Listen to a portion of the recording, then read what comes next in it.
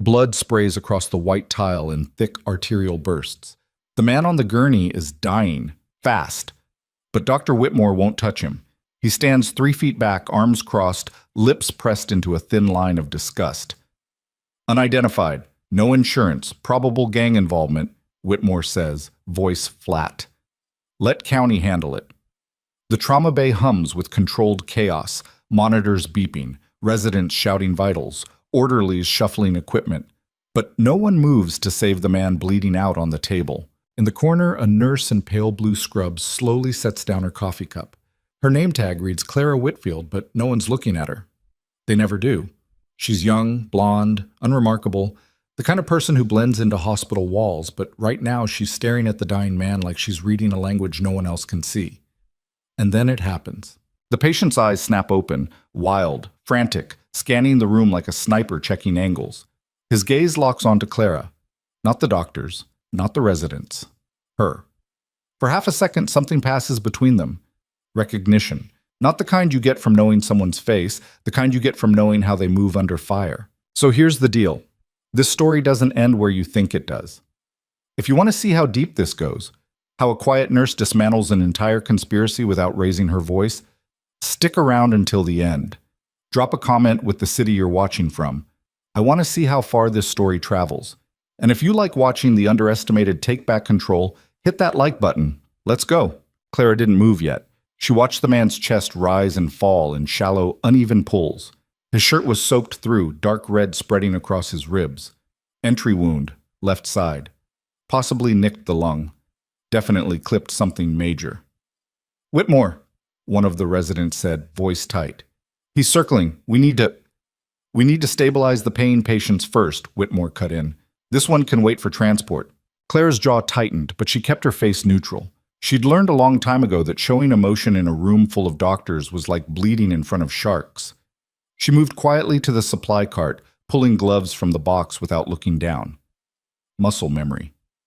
Her hands knew the routine better than her brain did. Whitfield. Whitmore's voice was sharp now, aimed at her like a scalpel. I didn't ask for nursing involvement. He's hypotensive, Clara said evenly, snapping the gloves on. If we don't get a line in him in the next 60 seconds, transport won't matter.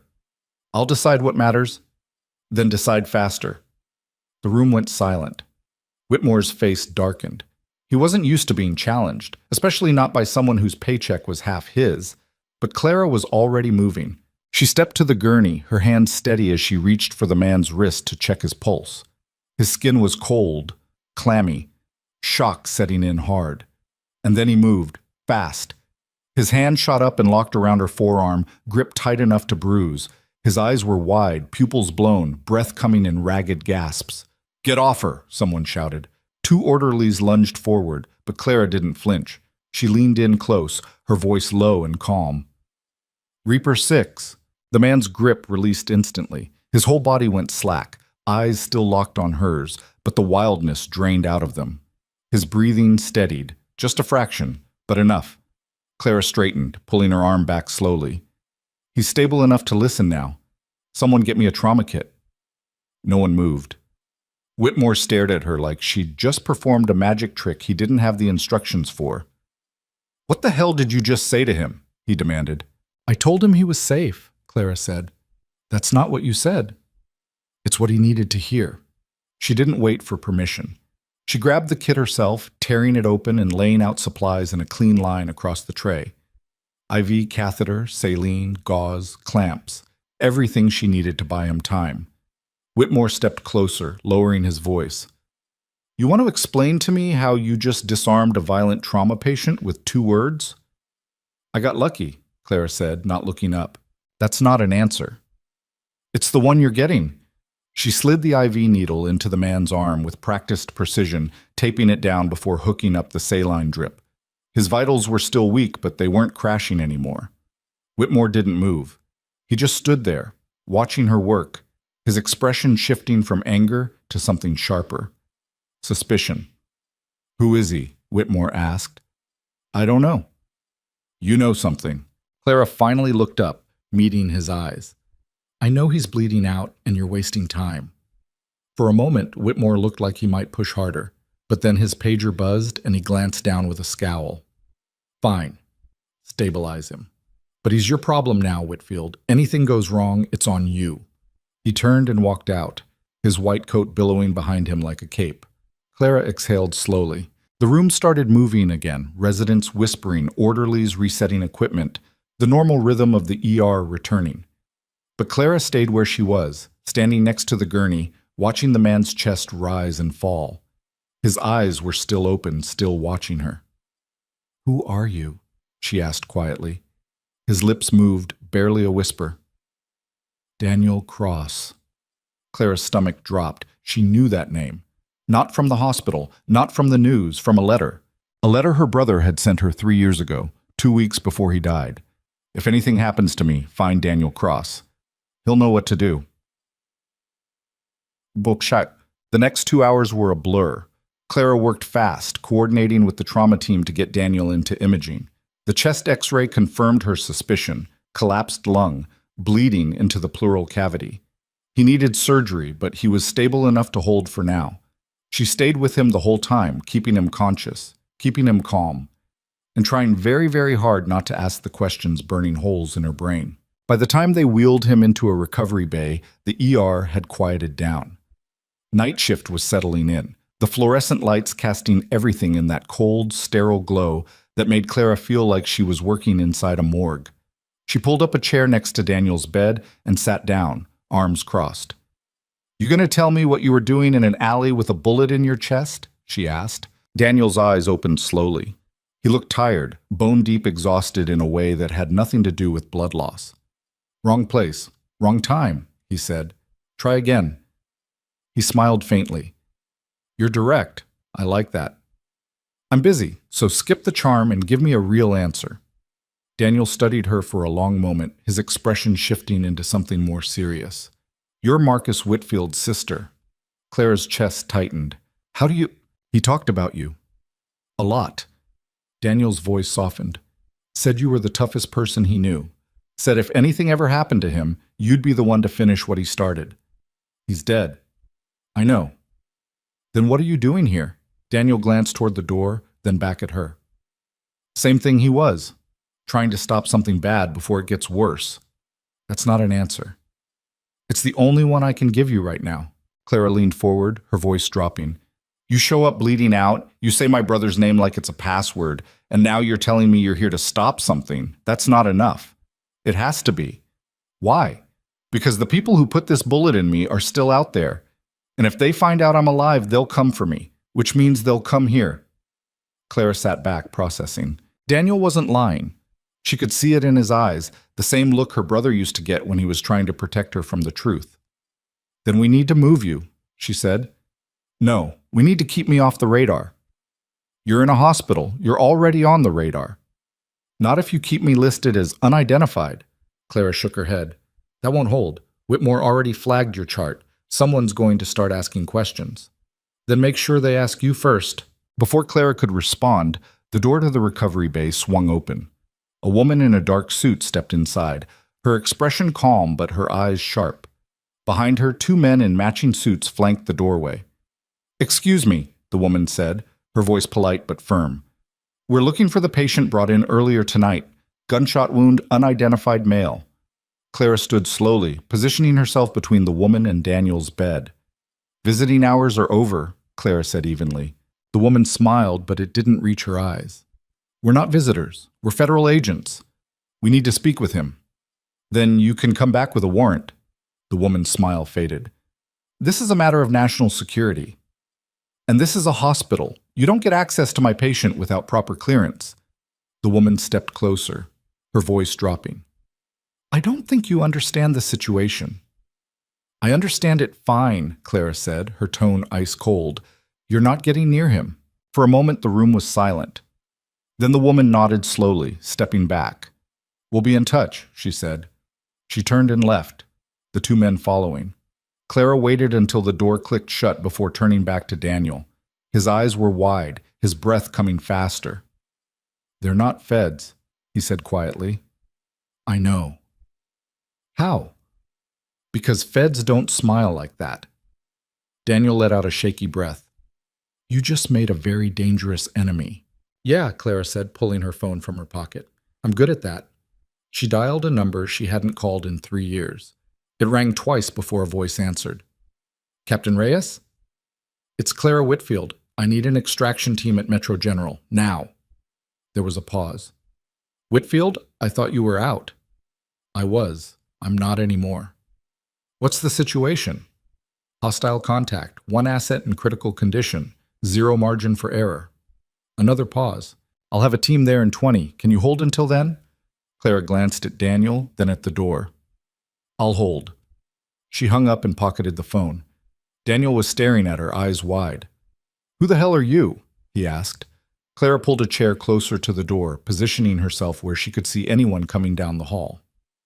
Someone who's tired of being underestimated, she said, and then she sat down and waited. What? The next 18 minutes felt like 18 hours. Clara kept her eyes on the hallway, tracking every movement. Nurses walking past, an orderly pushing a meal cart, a doctor checking charts. Nothing unusual. But Clara's instincts were screaming. Daniel was quiet, his breathing steady now, but his eyes never left her. You were military, he said finally. Was. Combat medic? Something like that. Something like that doesn't get you a direct line to Captain Reyes. Clara didn't answer. Daniel shifted slightly, wincing. Marcus said you were spec ops. Said you did things most people don't even know exist. Marcus talked too much. He was proud of you. Clara's jaw tightened. He's still dead. Yeah, and the people who killed him are the same ones who put a bullet in me. Clara's head snapped toward him. What? The operation Marcus was running when he died. It wasn't finished. I picked up where he left off, and now they're trying to bury it.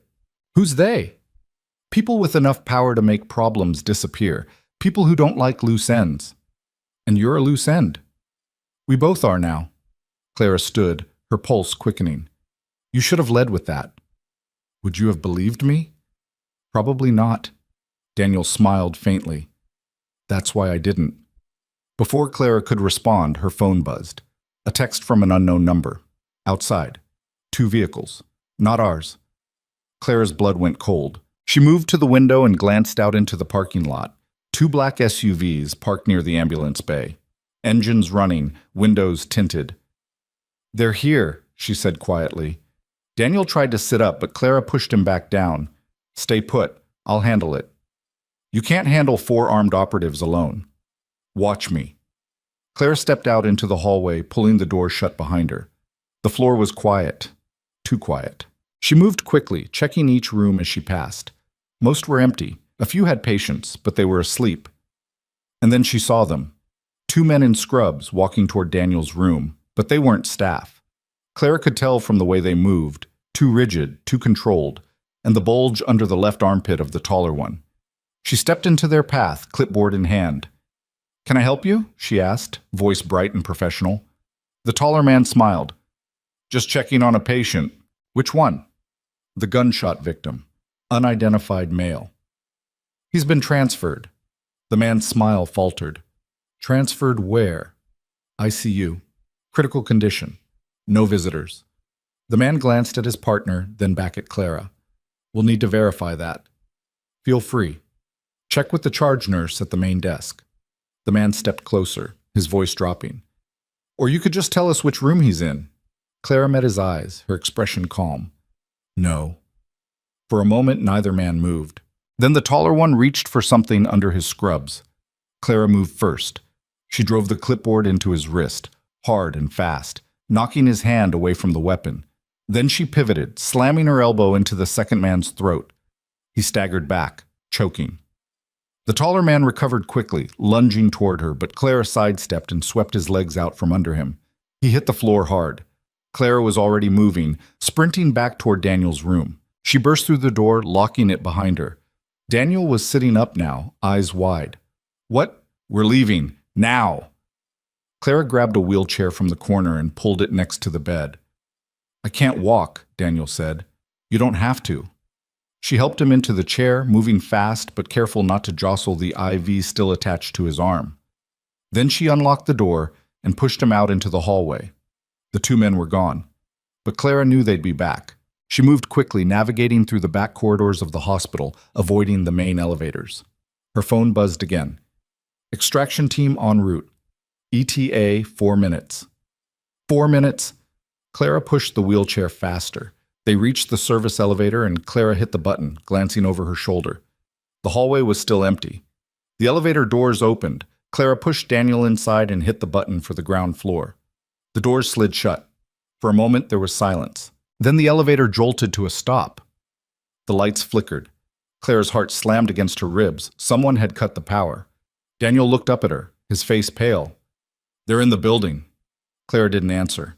She was already prying open the emergency panel, fingers moving fast.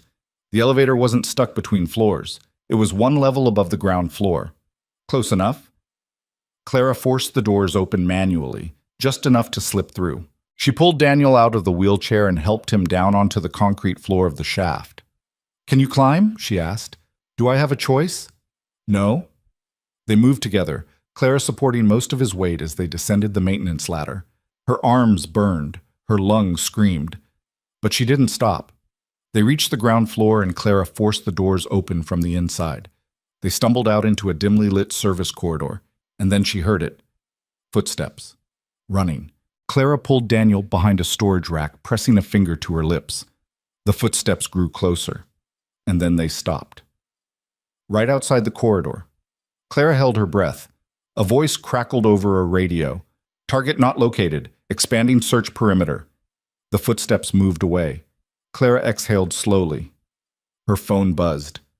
Outside. Northeast exit. Go now. Clara helped Daniel to his feet and they moved together, fast and quiet, toward the exit. The door swung open. Outside, a black van was waiting, engine running. Captain Reyes stood next to it, arms crossed, eyes sharp. "Get in," he said. Clara didn't hesitate. She helped Daniel into the van, then climbed in after him. The door slammed shut. The van pulled away. Clara leaned back against the wall, chest heaving, adrenaline still flooding her system. Reyes looked at her, his expression unreadable. "You've got a lot of explaining to do, Whitfield." "I know. Starting with why a combat medic who's been off the grid for 3 years just called in an extraction like she never left." Clara met his eyes. "Because the grid just found me."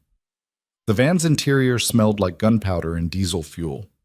Clara kept her hand on Daniel's wrist, monitoring his pulse while the city blurred past the tinted windows. Reyes sat across from them, arms still crossed, studying her like she was a puzzle he'd forgotten how to solve. 3 years, he said finally. Not a word. Not a check-in. Nothing. Clara didn't look at him. "I was done." "You don't get to be done. Not after what you saw. What you did. Watch me." Reyes leaned forward, elbows on his knees. "You vanished 2 weeks after Marcus died, dropped off every grid we have. We looked for you, Clara. Hard. Maybe I didn't want to be found. And now?" Clara finally met his eyes. "Now I don't have a choice." Daniel coughed, a wet sound that made Clara's jaw tighten. She checked the IV bag hanging from a hook on the van's ceiling. Still half full. Enough to keep him stable until they reached wherever Reyes was taking them. "Where are we going?" she asked. "Safe house, 2 miles out." Reyes glanced at Daniel. "He gonna make it?" "If he doesn't bleed out in the next 10 minutes, yeah." "Good, because I need him talking." "He needs surgery." "He needs to tell me who tried to kill him first." Clara's hand moved to the tactical knife strapped to her ankle. Old habit, muscle memory from a life she'd tried to bury. "You push him too hard, you'll lose him." Reyes noticed the movement. His expression didn't change, but something shifted in his eyes. Recognition. "You really haven't changed." "Neither have you." The van took a sharp turn, and Daniel grunted, his hand gripping the edge of the bench seat. Clara steadied him, her fingers pressing against his ribs to keep pressure on the wound. "How long have you been at Metro General?" Reyes asked. 2 years. "Doing what? Emptying bedpans?" "Saving lives." "You were saving lives before. Bigger ones." Clara's voice went flat. "Those lives didn't stay saved." Reyes sat back, watching her. "Marcus wouldn't want you wasting yourself in some ER. Marcus is dead. He doesn't get a vote." The van went quiet, except for the hum of the engine and Daniel's labored breathing. Clara felt the weight of Reyes's stare, but refused to give him the satisfaction of looking up. Finally, he spoke again. The people who came for him tonight, they're not local, not gang-affiliated. These are contractors. I know. How? The way they moved, the way they talked, the way they didn't panic when I put two of them on the floor. Reyes almost smiled. You still got it. I never wanted it. The van slowed, then stopped. The driver, a young operator Clara didn't recognize, turned in his seat. We're here, Captain. Reyes stood, unlocking the rear doors. Let's move. Clara helped Daniel out of the van and into a nondescript building that looked like every other warehouse in the industrial district. Inside, it was anything but ordinary. Surveillance monitors lined one wall, weapons racks lined another, and a medical station sat in the corner, fully stocked, military grade. Get him on the table, Reyes said. Clara guided Daniel onto the exam table, already scanning the supplies. Suture kits, hemostatic agents, antibiotics, everything she needed. Reyes positioned himself near the monitors, arms crossed again. Talk to me, Cross. Who wants you dead? Daniel's eyes were half closed, pain etched across his face. Long list. Narrow it down. Can't. Not until I know who got to the files. Claire's hands paused mid-reach for the suture kit. What files? Daniel looked at her, then at Reyes. The ones Marcus died protecting. The room went still. Claire's voice came out quieter than she intended. What are you talking about? Reyes stepped closer. Cross, if you're saying what I think you're saying... Marcus didn't die in a training accident, Daniel said, his voice raw. He was executed because he found out someone on the inside was selling classified intel to foreign assets. He compiled evidence, names, transactions, communication logs, everything. Claire's hands were shaking now. She forced them still, gripping the edge of the table. That's not what I was told. That's because the people who killed him wrote the report. Who? I don't know. That's the problem. Marcus kept the files compartmentalized. He only told two people where they were hidden. Me and... Daniel's eyes locked on Clara. And you. Clara stepped back like she'd been hit. I don't know anything about files. He sent you a letter 2 weeks before he died. That letter didn't say anything about... It wasn't supposed to. He coded it in case it got intercepted. Clara's mind raced, pulling up fragments of memory. The letter had been short, almost impersonal. She'd read it a dozen times, searching for hidden meaning, for some last piece of her brother she could hold on to. If anything happens to me, find Daniel Cross. He'll know what to do. She'd thought it was just Marcus being paranoid. He'd always been like that, seeing threats in shadows, planning 3 moves ahead. I burned it, Clara said quietly. Daniel closed his eyes. Of course you did. Reyes swore under his breath. So the files are gone. No, Daniel said. Marcus had a backup, but I can't get to it without the access code, and the only person who knew it was him. Clara's chest felt tight. Then we're done. Whatever he was protecting is gone. Not if you remember. Remember what? Something he told you, something only you would know. Clara turned away, running her hands through her hair. This is insane. I don't... Her phone buzzed. She pulled it out, glancing at the screen. Unknown number. She almost ignored it. Then she saw the message. Stop looking or the nurse dies next. Claire's blood turned to ice. She held up the phone so Reyes could see. His expression hardened. They're tracking you. How? I dumped my personal phone before we left the hospital. Doesn't matter. They know you're involved now. Reyes pulled a tablet from the desk and started typing. We need to move you both, now. Where? Somewhere they won't think to look. Clara's mind was spinning. If they're tracking me, they know I left with Daniel, which means they know he's alive, which means they'll escalate, Reyes finished. They'll stop playing subtle and start burning everything to the ground. Daniel tried to sit up, wincing. They'll go after the hospital. Why? Clara asked. Clara. Because that's where the trail started. They'll want to erase every record of me being there, every witness, every piece of evidence. Clara's stomach dropped. There are innocent people there. They don't care. Reyes was already on his phone barking orders. I need a containment team at Metro General, full lockdown. No one in or out without clearance. He paused, listening. I don't care if it raises questions. Do it. He hung up and looked at Clara. Your coworkers are about to have a very confusing night. Clara thought about the ER, about the residents who barely acknowledged her, the attending physicians who treated her like furniture, the patients who never knew her name, and then she thought about Dr. Whitmore. Whitmore, she said suddenly. Reyes frowned. Who? The attending who refused to treat Daniel. He flagged the chart. He's the one who would have reported it to administration. So if they're erasing the trail, he's a loose end. Reyes and Clara locked eyes. He's in danger, Clara said. He's also the reason you almost lost your patient, Reyes pointed out. You sure you want to save him? Clara grabbed her jacket from the back of a chair. I don't get to pick who deserves help. Clara, he's a terrible doctor and a worse human being, but he's still a human being. Reyes stared at her for a long moment. Then he sighed. You're going to get yourself killed one of these days. Not today. Reyes turned to the driver. Get her back to Metro General, fast.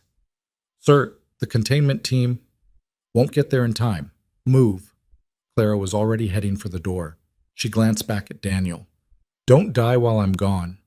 Daniel managed a weak smile. Do my best. The van ride back felt twice as long. Clara checked her phone obsessively, waiting for another message. Nothing came. The driver, a kid who looked barely old enough to shave, kept glancing at her in the rearview mirror. You really used to run ops? He asked. Used to? Why'd you stop? Clara didn't answer. They pulled up to the hospital's rear entrance. Clara could see security lights flashing, but the building looked calm. No visible threat. Too calm. She jumped out before the van fully stopped. Circle around. If I'm not out in 10 minutes, call Reyes. What do I tell him? That I was right. Clara moved through the service entrance, her hospital ID still clipped to her scrubs. The security guard at the desk didn't even look up. Inside, the hallways were eerily quiet. Night shift skeleton crew. Minimal staff. Perfect conditions for someone who didn't want witnesses. Clara took the stairs 2 at a time, heading for the administrative wing. Whitmore's office was on the 3rd floor. She'd only been there once, to receive a written warning for insubordination after she'd corrected his dosage calculation in front of a resident. She reached the 3rd floor and slowed, listening. Voices.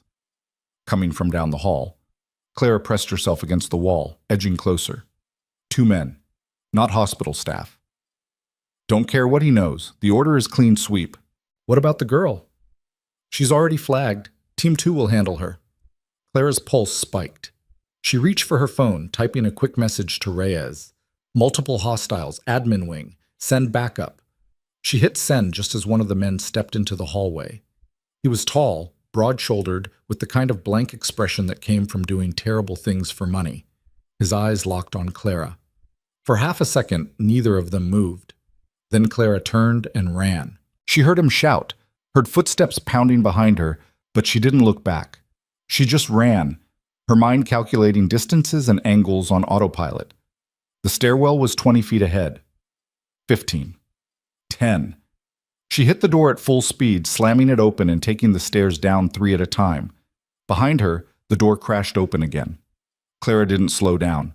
She hit the 2nd floor landing and kept going, her lungs burning, her legs screaming. She burst out into the main hallway and nearly collided with a nurse pushing a medication cart. Call security, Clara shouted. Armed intruders, 3rd floor. The nurse stared at her, frozen. Clara didn't wait. She kept moving, cutting through the ER, her eyes scanning for Whitmore. He wasn't in the trauma bay, not at the nurse's station. She checked his usual spots. Radiology, the doctor's lounge, the coffee station. Nothing. And then she heard it. A muffled shout, coming from one of the private consultation rooms. Clara moved toward it, her hand instinctively reaching for a weapon she didn't have. She grabbed a heavy flashlight from the supply cart instead. Not ideal, but it would work. She pushed open the door. Whitmore was inside, backed against the wall, his hands raised. In front of him stood another man in dark clothing, a gun pointed at Whitmore's chest. Please, Whitmore was saying, his voice shaking. I don't know anything, I just... The gunman's fingers started to squeeze the trigger. Clara didn't think. She swung the flashlight as hard as she could, connecting with the gunman's wrist. The gun fired, the bullet punching into the ceiling. And then Clara was moving, driving her knee into his stomach, using his momentum to slam him into the wall. He dropped the gun. Clara kicked it across the room and brought the flashlight down on the back of his head. He crumpled. Whitmore stared at her, his face pale, his breathing ragged. What? Shut up and move. Clara grabbed his arm and dragged him out of the room, her eyes scanning the hallway. Clear. For now. She pulled Whitmore into a supply closet and locked the door.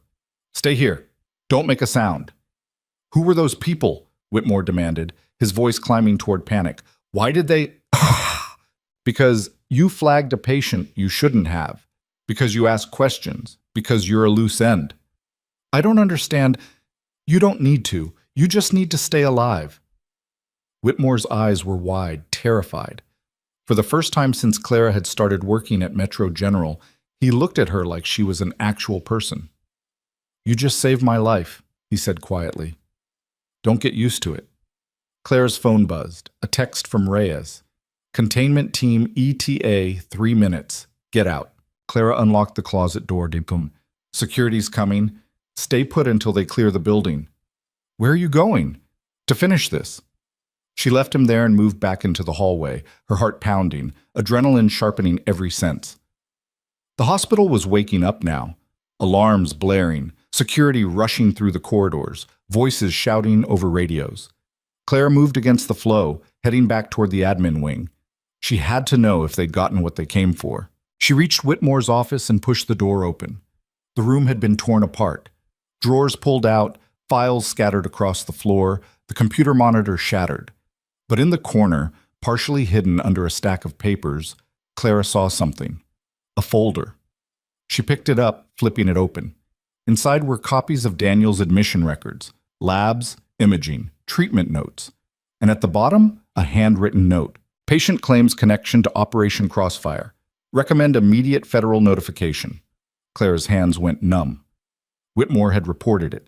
He'd sent the information up the chain, which meant whoever was hunting Daniel had gotten the intel directly from the hospital, and Clara had just saved the man who'd sold him out. She stood there, folder in hand, staring at Whitmore's handwriting. Behind her, she heard footsteps. Heavy, deliberate. Clara turned slowly. A woman stood in the doorway. Same dark clothing as the others, but her face was calm, almost pleasant. Clara Whitfield, the woman said, her voice soft. We've been looking for you. Clara's grip tightened on the folder.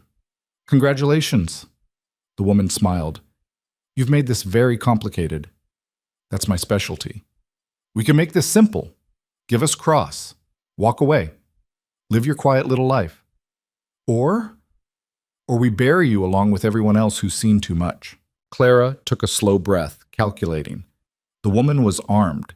She could see the outline of a holster under her jacket, but she hadn't drawn yet. That meant she wanted Clara alive, which meant Clara still had leverage. I don't know where Cross is, Clara said. Yes, you do. Even if I did, what makes you think I'd tell you? The woman stepped closer, her smile fading. Because if you don't, we'll start with your coworkers, then your neighbors, then anyone who's ever said hello to you in a coffee shop. We'll make you watch, and then we'll make you wish you'd cooperated. Clara's jaw tightened. You're going to a lot of trouble for one man. He has something that doesn't belong to him. The files. The woman's expression flickered, just for a second, but Clara caught it. Confirmation. Where are they? The woman asked. I don't know. Wrong answer. The woman reached for her weapon. Clara moved first, hurling the folder at the woman's face. Papers exploded into the air, blocking her line of sight for half a second. Clara closed the distance, grabbing the woman's wrist before she could draw, twisting hard. The woman was good, better than the men downstairs. She pivoted, using Clara's momentum against her, driving an elbow toward Clara's ribs. Clara blocked it, barely, and drove her knee up. The woman dodged, stepping back, resetting. They circled each other in the small office, both breathing hard. You were military, the woman said. Spec ops. Nurse, Clara corrected, not just a nurse. Not anymore. The woman smiled again. That's where you're wrong. You never stop being what you were trained to be. You just pretend. Clara didn't respond. The woman lunged. Clara sidestepped, driving her fist into the woman's kidney. The woman grunted but didn't go down. She spun, sweeping Clara's legs out from under her.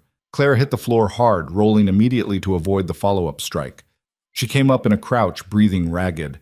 The woman had her gun out now, aimed at Clara's chest. "Last chance," the woman said. Clara raised her hand slowly, and then the window behind the woman exploded.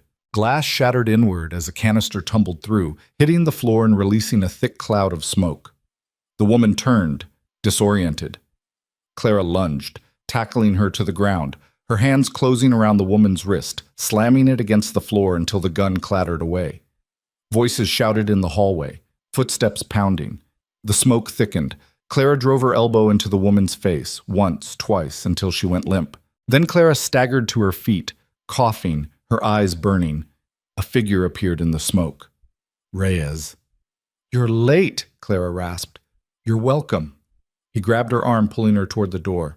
"Move. Building's compromised." They ran together, cutting through the smoke-filled hallways, past security teams and SWAT operators flooding in.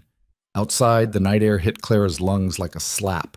She doubled over, coughing, her whole body shaking. Reyes kept a hand on her shoulder. "You good?" Clara nodded, still coughing. "Whitmore?" "Supply closet, second floor." Reyes barked orders into his radio, coordinating the search. Clara straightened, wiping her eyes. They were here for the records, but they were also here for something else. What? Leverage. They wanted me to give up Daniel, which means they don't know where he is, which means we still have time. Reyes studied her. Time for what? To figure out what Marcus was hiding and why it's worth killing for. Reyes's phone buzzed. He answered, listened, then his face went hard. "What?" Claire asked. He lowered the phone. "We've got a problem." "What kind of problem?" "The kind where Daniel just flatlined." Clara's world tilted. She was already running before Reyes finished speaking, sprinting toward the van, her heart slamming against her ribs. They pulled away from the hospital, sirens wailing behind them, and Clara's hands were shaking so badly she had to grip the seat to keep them still. Daniel couldn't die. Not before she got answers, not before she understood what Marcus had died for. The van screeched to a stop outside the safe house. Clara threw the door open and ran inside. The medical station was surrounded by operatives, someone doing chest compressions, someone else checking vitals. Clara shoved her way through. "Move." They stepped back. Daniel was on the table, his skin gray, his chest still. Clara checked his pulse.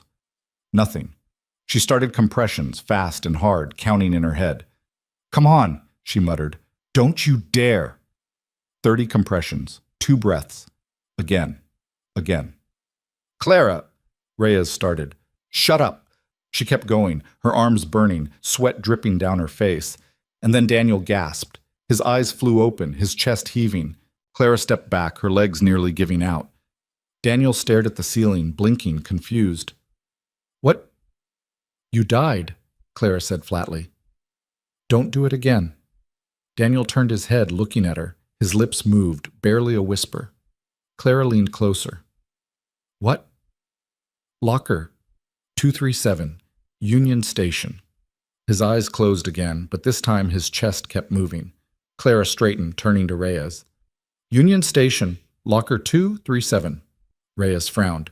"That's where the files are?" "That's where we start." One of the operatives stepped forward. "Ma'am, Union Station is a public space. High traffic. If they're monitoring that..." "They are," Clara said, "which is why we're going now, before they figure out Daniel's still alive." Reyes shook his head. "This is a bad idea." "You have a better one?" He didn't. Clara grabbed her jacket. "Then let's go." They left 2 operatives with Daniel and took a smaller vehicle this time, less conspicuous, easier to maneuver. Clara sat in the passenger seat, watching the city slide past. Union Station was 15 minutes away. 15 minutes to figure out what her brother had died protecting. 15 minutes before everything either made sense or fell apart completely. Reyes glanced at her. "You okay?" "No." "Fair enough." They drove in silence for a while. Then Clara spoke. "The woman at the hospital, she knew things. About me. About my background." "They've done their homework." It's more than that, she knew details. Things that aren't in any file. Reyes's hands tightened on the wheel. What are you saying? I'm saying someone on our side is feeding them information. That's a serious accusation. It's the only thing that makes sense. Reyes didn't argue. They pulled into Union Station's parking garage, taking a spot near the back. Inside, the station was busy despite the late hour. Travelers dragging suitcases, couples saying goodbye, a homeless man asleep on a bench. Clara scanned the crowd looking for anything out of place. Nothing stood out. Yet. They found the lockers on the lower level, rows of metal doors stretching along the wall. 237 was in the middle. Clara pulled out the key Daniel had somehow slipped into her pocket during the chaos. She hadn't even noticed until they were in the van. She slid the key into the lock. It turned. The door swung open.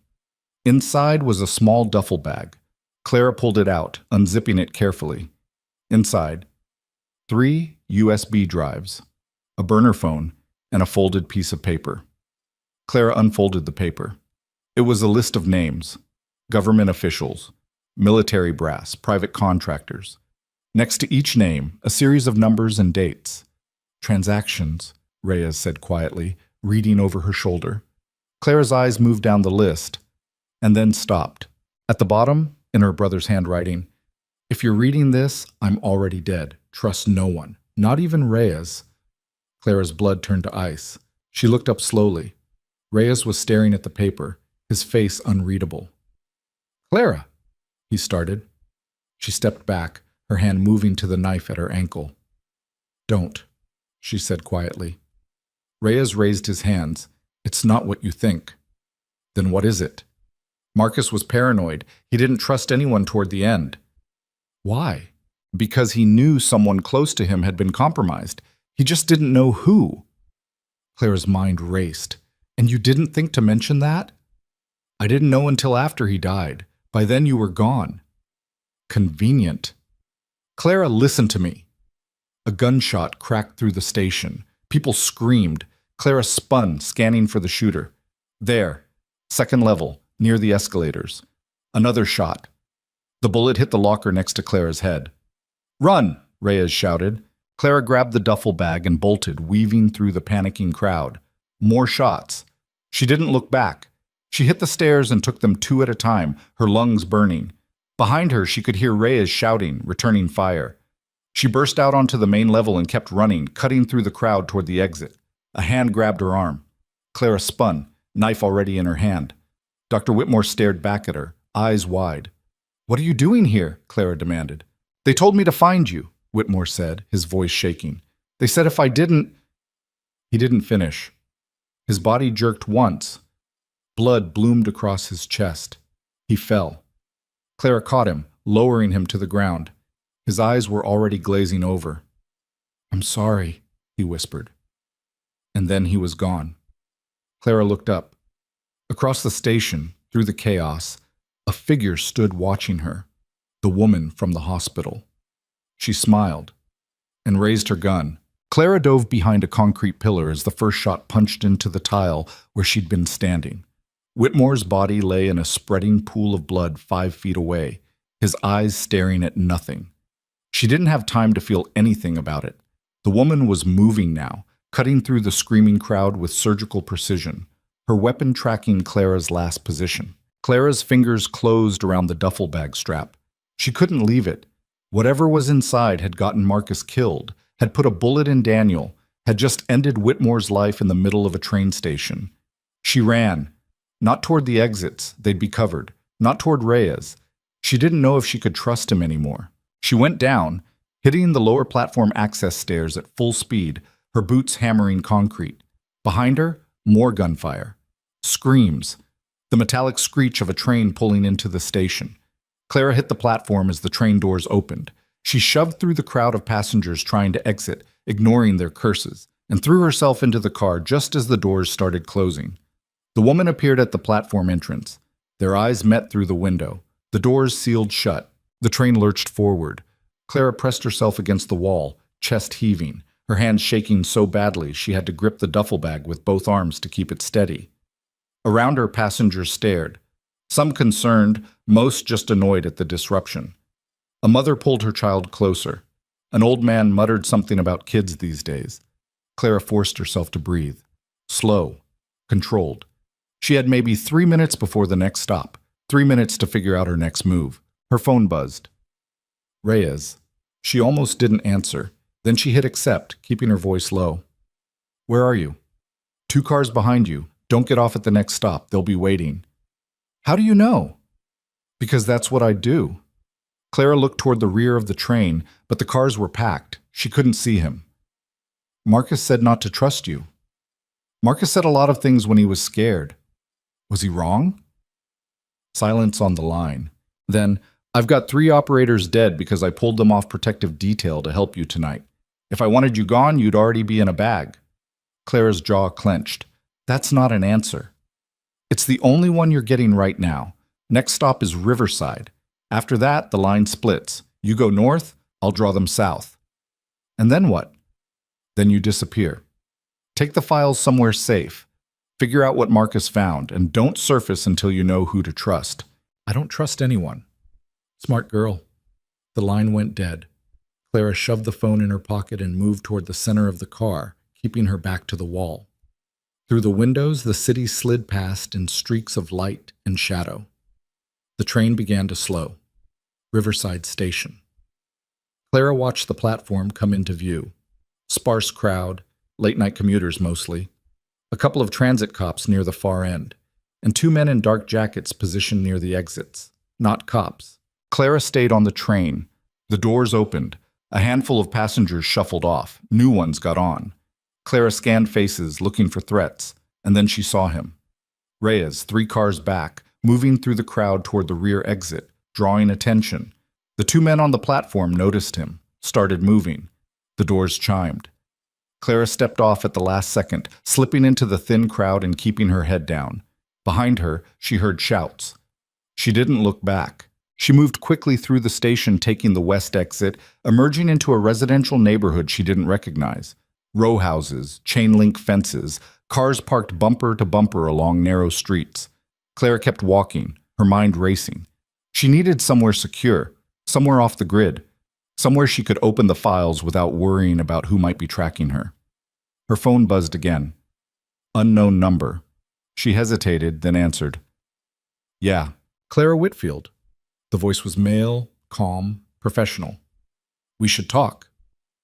Who is this? Someone who knew your brother. Someone who wants the same thing you do. And what's that? Justice. Clara stopped walking. You'll have to be more specific. The files Marcus compiled, they implicate some very dangerous people. People who will burn the world down to keep their secrets buried. But they also contain the evidence needed to stop them.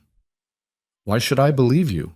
Because if I wanted those files, you'd already be dead. I'm offering you a choice. Work with me and we end this. Or run and watch everyone you care about become collateral damage. Clara's grip tightened on the phone. I don't care about anyone. You cared enough to pull Daniel Cross out of a hospital. You cared enough to save a doctor who treated you like dirt. You care, Clara. That's your weakness and your strength. Where do you want to meet? Pier 57, 1 hour. Come alone. And if I don't? Then Daniel dies, Reyes dies, and everyone at Metro General who ever saw Daniel's face gets a visit from people like the woman at Union Station. The line went dead. Clara stood in the middle of the sidewalk, her pulse pounding in her ears. She could run, take the files, disappear, let someone else clean up the mess. But that wasn't who she was, no matter how hard she'd tried to bury it. She started walking again, heading east toward the waterfront. Pier 57 was 20 minutes on foot. She had time to think, time to plan, time to decide if she was willing to die for answers.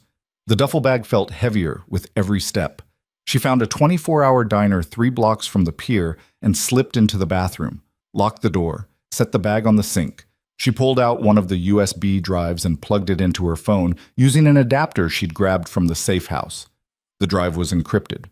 Of course it was. Clara stared at the password prompt, her mind working through possibilities. Marcus had been careful, paranoid. He wouldn't use something obvious. She tried his birthday. Wrong. His military ID number. Wrong. The date he enlisted. Wrong. Clara closed her eyes, thinking back. Marcus used to tease her about her terrible memory for dates. But she remembered other things. Conversations. Moments that mattered. Like the night before he deployed for the first time. They'd been sitting on the porch of their childhood home, watching the sun go down, and he'd told her that if anything ever happened to him, she should remember one thing. You're braver than you think you are. She opened her eyes. Typed, braver than you think. The drive unlocked. Files flooded the screen. Hundreds of them. Documents, photos, audio recordings. Clara scrolled through, her stomach sinking with every page.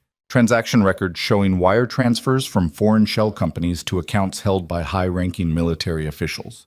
Photos of classified documents being handed over in parking garages and hotel rooms. Audio of conversations where targets were discussed like budget line items. And names. So many names. Clara recognized some of them. Generals she'd seen on the news. Politicians who'd built careers on national security platforms. Defense contractors who'd made billions off wars that never seemed to end. Her brother had documented everything, and it had gotten him killed. Clara's hands were shaking again. She pulled out the burner phone from the duffel and powered it on. One message waited. From Marcus. Sent the day he died. If you're reading this, I'm gone. I'm sorry I couldn't tell you everything. I'm sorry I put this on you, but you're the only person I trust. The only person who won't stop until it's finished. The files are the key. Get them to Matheson. He'll know what to do. I love you, Clara. Be brave. Clara read it 3 times. Matheson. She didn't know anyone named Matheson. She pocketed the phone and the USB drive, zipped up the duffel, and left the bathroom. Outside, the night air was cold and damp, smelling like salt and rotting fish. The pier was a 10-minute walk now. Clara moved through the shadows, keeping to alleys and side streets. Pier 57 came into view, an old industrial dock that had been partially converted into artist studios and overpriced lofts. Most of the lights were off. The water lapped against the pilings with a steady, hollow rhythm. Clara approached slowly, scanning for movement. Nothing. She stepped onto the pier, her boots echoing on the weathered wood. Clara Whitfield. She spun. A man stood at the far end of the pier, silhouetted against the city lights across the water. He was tall, older, with the kind of posture that screamed military even in civilian clothes. You're early, he said. Who are you? Colonel James Matheson, retired. I worked with your brother. Clara's hand moved to her knife. Marcus mentioned you. Then you know I'm here to help. I don't know anything, except that everyone who gets close to these files ends up dead. Matheson stepped closer, his hands visible, empty. Your brother trusted me with his life multiple times. I owe him a debt. Then help me understand. What was Operation Crossfire? Matheson's jaw tightened. A task force designed to root out corruption within the military-industrial complex. Marcus was the lead investigator. He found things that went higher and deeper than anyone expected. Who killed him? We don't know. Not for certain. The people implicated in those files have resources we can't match. Private armies, political cover. They've spent decades building a network designed to protect itself. Then what's the point? If they're untouchable, they're not untouchable. They're just well protected. But protection requires coordination, and coordination requires communication. Your brother found the weak points? The people who know where the bodies are buried, literal and figurative. Clara pulled out the USB drive. This? Matheson's eyes locked on it. That's one of 3, correct? How did you know? Because Marcus told me. Before he died, he said he'd compartmentalize the evidence. One drive contains the financial records, one contains the communications, one contains the operational files, names, dates, targets. Why split them? Insurance. If one drive gets compromised, the others remain secure. But together, they're enough to bring down everyone involved. Clara held up the drive. This is financial. Then we need the other 2. They're in a safe place. Where? Clara didn't answer. Matheson sighed. You don't trust me. I don't blame you. But we're running out of time. The people hunting you know you have the files. They'll escalate. They'll stop being surgical and start being scorched earth. Let them come.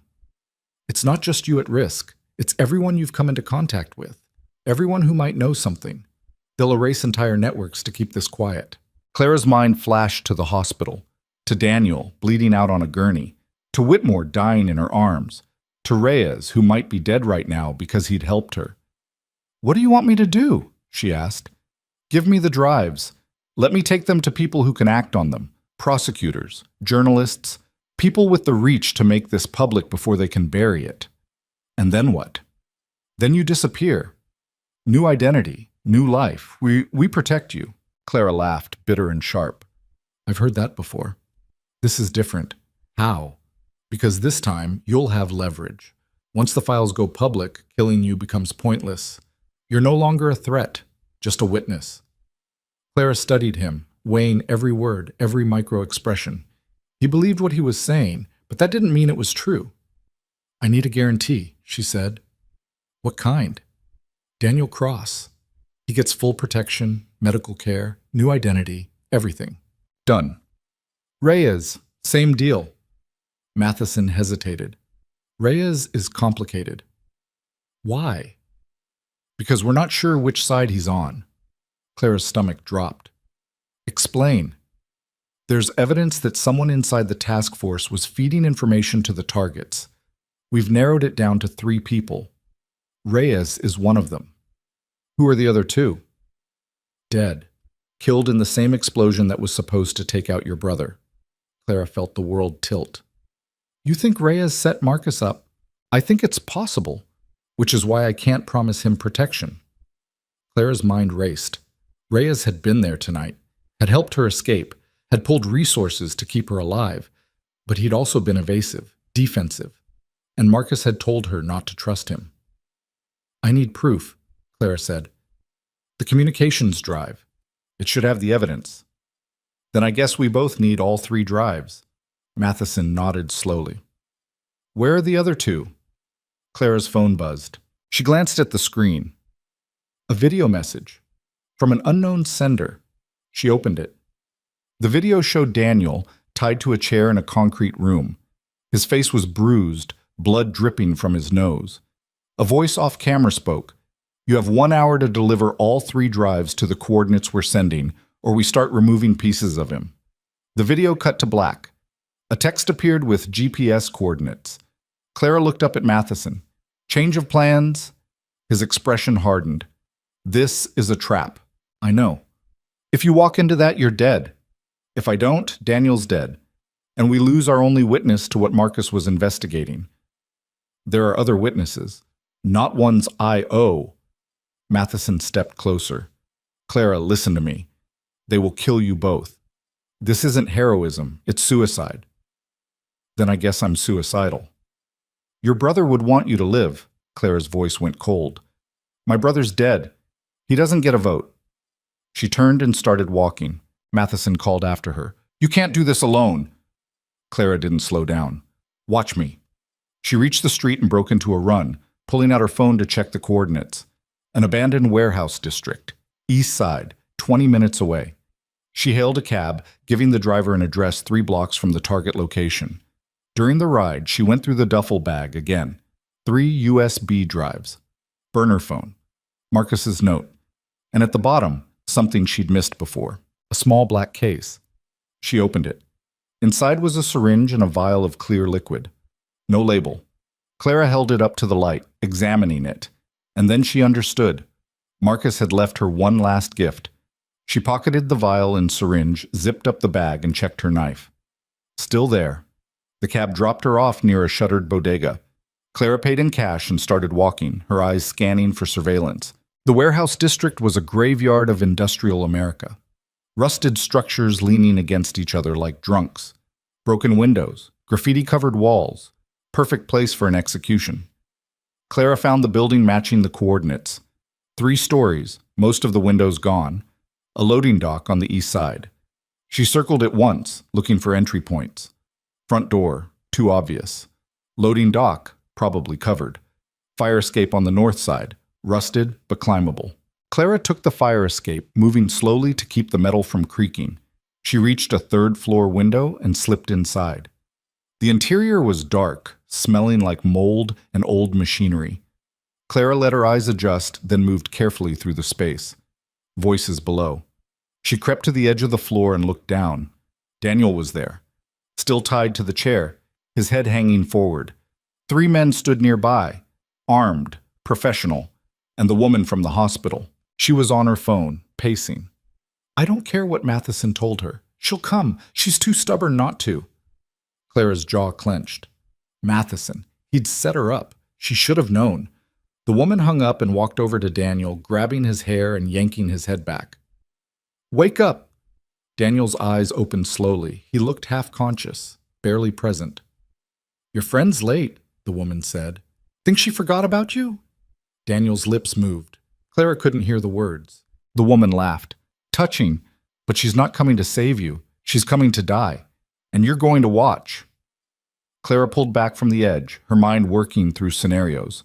3 armed hostiles, 1 wounded asset, no backup, terrible odds, but not impossible.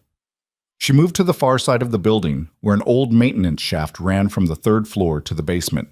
She opened the access panel and looked down. Dark. Narrow. But climbable. Clara lowered herself in, using the rungs welded to the shaft wall. She descended slowly, her boots finding purchase on each rung.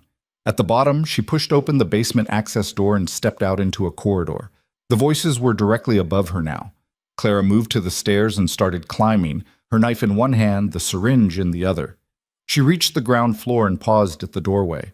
Daniel was 10 feet away. The 4 hostiles were spread out, watching the entrances. Clara took a slow breath, then she stepped into the room. Hey! All 4 weapons swung toward her. Clara raised her hands, the duffel bag hanging from one shoulder. I'm here. Let him go. The woman smiled. Drop the bag. Clara set it on the ground. Let him go. Show me the drives first. Clara unzipped the bag slowly, pulling out the 3 USB drives and holding them up. The woman's smile widened. Good girl. Now kick the bag over here. Clara kicked it. The woman caught it with her foot, pulling it closer without taking her eyes off Clara. Now untie him, Clara said. No. We had a deal. We had leverage. Now we have everything we need. The woman raised her weapon. You really thought we'd let either of you walk out of here? Clara's hand tightened on the syringe, still hidden behind her back. Yeah, she said quietly. I did. She threw the knife. Not at the woman, at the overhead light. The blade shattered the bulb, plunging the room into darkness. Clara dropped and rolled, her hands finding the syringe, muscle memory guiding her through the chaos. Gunfire erupted, muzzle flashes lighting up the space in strobing bursts. Clara moved toward Daniel, staying low. Someone grabbed her ankle. She kicked hard, felt bone crunch, kept moving. Her hands found the chair. Found Daniel. She jammed the syringe into his thigh and pushed the plunger. What? Daniel gasped. Adrenaline. Move. She cut the ropes with a backup blade from her boot. Daniel stumbled to his feet, still weak but functional. Clara pulled him toward the maintenance corridor, gunfire tracking their movement. They hit the corridor and Clara slammed the door shut, wedging a metal rod through the handle. Go! She shouted. They ran together through the basement, Daniel leaning on her, both of them gasping. Behind them, the door exploded inward.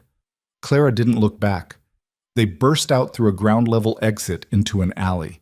A vehicle screeched to a stop in front of them. Clara raised her knife. The passenger window rolled down.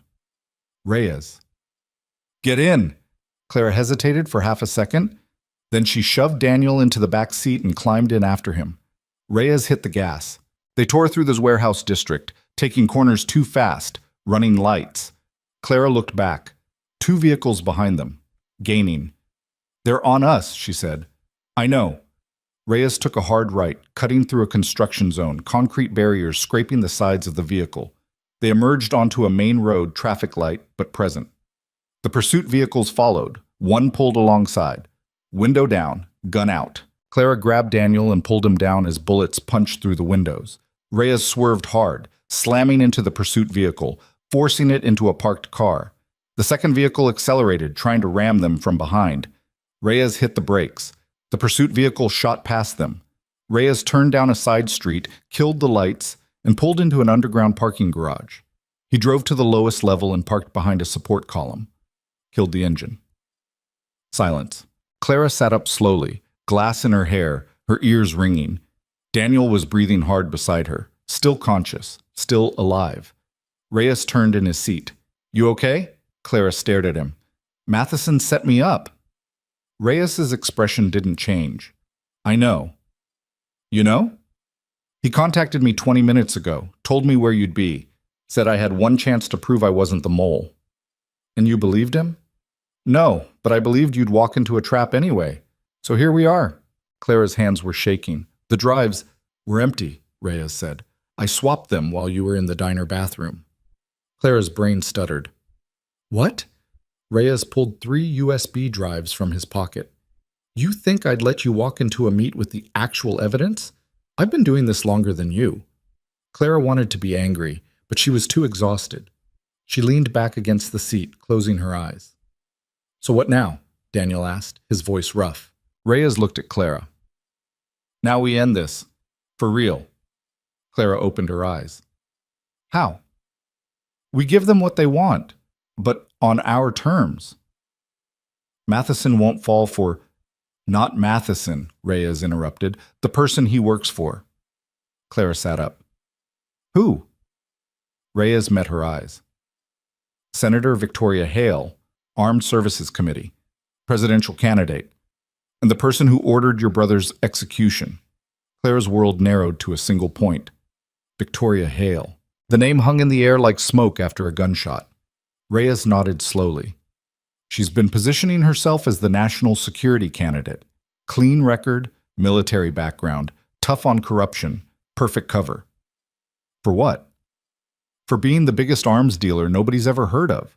She doesn't just take bribes, she orchestrates conflicts, creates demand, then profits from both sides. Daniel coughed, wincing. Marcus figured it out.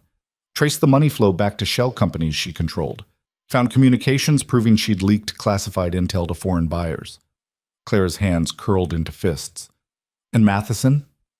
Her fixer, Reyes said. Former Black Ops. Does the wet work she can't be connected to. So, everything tonight was designed to recover the evidence and eliminate witnesses. You, me, Daniel, anyone who could connect the dots. Clara stared at the USB drives in Reyes's hand.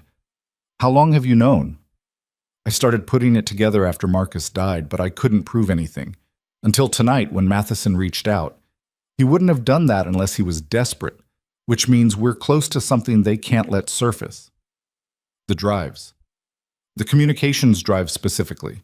That's the one with her voice on it, her actual instructions, not proxies, not middlemen, her. Clara took a shaky breath. We go public, release everything, burn it all down. We can't, Daniel said. Not yet. Why the hell not? Because she has dead man switches everywhere. You expose her, she'll activate them. People will die, hundreds, maybe thousands. Assets in the field, undercover operators, witnesses in protective custody. Clara wanted to scream. So we do nothing. We do it smart, Reyes said. We don't just expose her. We dismantle her entire network first. Cut off her resources, her protection. Make it so when she falls alone. How? Reyes pulled out his phone, scrolling through encrypted files. The financial drive shows she's got accounts in 7 countries. Offshore. Untraceable. But tomorrow morning, she's scheduled to transfer $80 million to finalize a weapons deal with a buyer in Eastern Europe. So we intercept it. Better. We trace it. Follow the money to every account, every asset, every person on her payroll. Then we freeze them all at once. Leave her exposed with no resources to fight back. Clara looked at Daniel. Can you do that? Daniel's eyes were glassy with pain and exhaustion, but his voice was steady. If I had the right access, yeah, but I'd need to be somewhere with serious computing power and medical support because I'm about 30 minutes from passing out. There's a facility, Reyes said, off books, used for cyber warfare ops, full medical bay, hardened against intrusion. I can get us in. How far? 40 minutes, if we're not followed. Clara glanced out the window. The parking garage was silent. No movement, no engines. But that didn't mean they were safe. Let's move, she said. They switched vehicles. Reyes had a backup parked 2 levels up, a nondescript sedan with government plates. Clara helped Daniel into the back seat while Reyes cleared their original vehicle of anything traceable. They drove in silence for the first 10 minutes, taking a route that zigzagged through residential neighborhoods, checking mirrors constantly. Clara's mind wouldn't stop spinning. Victoria Hale, a senator, a presidential candidate, someone who shook hands with world leaders and smiled for cameras while orchestrating death behind closed doors. And Marcus had died trying to stop her. "Did my brother know?" Clara asked quietly. "That it was Hale?" Reyes kept his eyes on the road. He suspected, but he couldn't prove it. That's why he compartmentalized the evidence. He knew if he went public too early, she'd bury him, which she did anyway. The training accident wasn't an accident. Matheson rigged the explosives personally, made it look like equipment failure. By the time anyone questioned it, the investigation was already closed. Clara felt something cold settle in her chest. "And you knew this?" "I suspected. But you didn't tell me." "You were gone. Off the grid. I had no way to reach you without potentially exposing you." "So you just let me think my brother died because of bad luck?" Reyes's jaw tightened. "I let you stay alive. Hale had people watching his funeral, watching you. If they'd seen any indication you were digging, you'd be dead too." Clara wanted to argue, wanted to rage at him for keeping secrets, but he wasn't wrong. She'd spent 3 years hiding, 3 years convincing herself she was done with the fight, and it had kept her breathing. They reached the facility just after midnight. It looked like an abandoned office complex on the outside. Cracked parking lot, faded signage, windows dark. But when Reyes swiped a keycard at the side entrance, the door unlocked with a magnetic hum that suggested serious security underneath. Inside was different. Clean, modern, fluorescent lights humming overhead. Corridor walls lined with reinforced steel. Reyes led them to an elevator that required both a keycard and a fingerprint scan. They descended 3 floors. The doors opened onto what looked like a small operations center. Computer terminals lined one wall, medical equipment another, and a conference table sat in the center with screens mounted above it. 2 people were already there. A young woman with close-cropped hair working at one of the terminals, and an older man in surgical scrubs organizing medical supplies. "This is Dr. Navarro," Reyes said, gesturing to the man. "And that's Kira Voss, best cyber warfare analyst we've got." Dr. Navarro moved immediately to Daniel, guiding him to a medical chair and starting an assessment. "Gunshot wound, moderate blood loss, borderline shock. Let's get him stabilized." Clara watched as the doctor worked, her own adrenaline finally starting to ebb. She felt the crash coming, the shakes, the exhaustion, the weight of everything that had happened in the last 12 hours. Kira looked up from her terminal. "Reyes said you've got files. I'll need everything if we're mapping this network." Clara pulled out the USB drives and handed them over. Kira plugged them in, her fingers flying across the keyboard. "Encrypted, military grade. Give me 5 minutes." It took 3. The screens above the conference table lit up with data, spreadsheets, communication logs, photos, audio files, everything Marcus had compiled. Kira whistled low. "This is extensive. How long was he gathering this?" 2 years, Daniel said from the medical chair. Dr. Navarro had him on an IV now, cleaning the wound site. He started small, wire transfers that didn't add up. Then he found the shell companies, then the buyers. It spiraled from there. Kira pulled up the financial records. "Okay, transaction scheduled for 0700 tomorrow. 80 million moving from an account in the Caymans to one in Zurich. That's the weapons deal?" "That's the one," Reyes confirmed. "And you want to trace the full network before intercepting?" "We want to dismantle it. Every account, every asset, every person on the payroll." Kira leaned back, studying the data. "That's ambitious. We're talking about financial institutions across multiple jurisdictions. Some of these accounts are in countries that don't cooperate with U.S. requests. Can you do it or not?" Kira smiled. "I didn't say I couldn't. I said it was ambitious. Give me 4 hours and access to some very illegal tools." "You've got 3 hours, and I don't want to know about the tools." Kira spun back to her terminal, already typing. Clara sat down at the conference table, her legs finally giving out. She stared at the screens, at the evidence her brother had died compiling, and felt the full weight of it. This wasn't just about justice anymore. It was about making sure Marcus's death meant something. Reyes sat across from her. "You okay?" "No?" "Fair." They sat in silence for a moment. Then Clara spoke. "When this is over, when we expose Hale, what happens to us?" Reyes didn't answer immediately. Depends on how public we make it. If we go through official channels, we'll be tied up in investigations for years. Testimony, depositions, court appearances. You'd be a target the whole time. And if we don't go through official channels, we release everything to the press, multiple outlets simultaneously, make it impossible to suppress. But then we run. New identities, new lives. You'd never be Clara Whitfield again. Clara thought about that, about the life she'd built at Metro General, the quiet anonymity, the safety of being nobody. She'd hated it, but at least it had been hers. What about Daniel? She asked. Reyes glanced over at the medical chair. He gets the same choice, new identity or extended protective custody. That's not much of a choice. It's the only one we've got. Dr. Navarro stepped away from Daniel, pulling off his gloves. He's stable. Wounds clean, no major organ damage. He'll need rest and antibiotics, but he'll make it. Daniel looked half asleep already, the painkillers kicking in.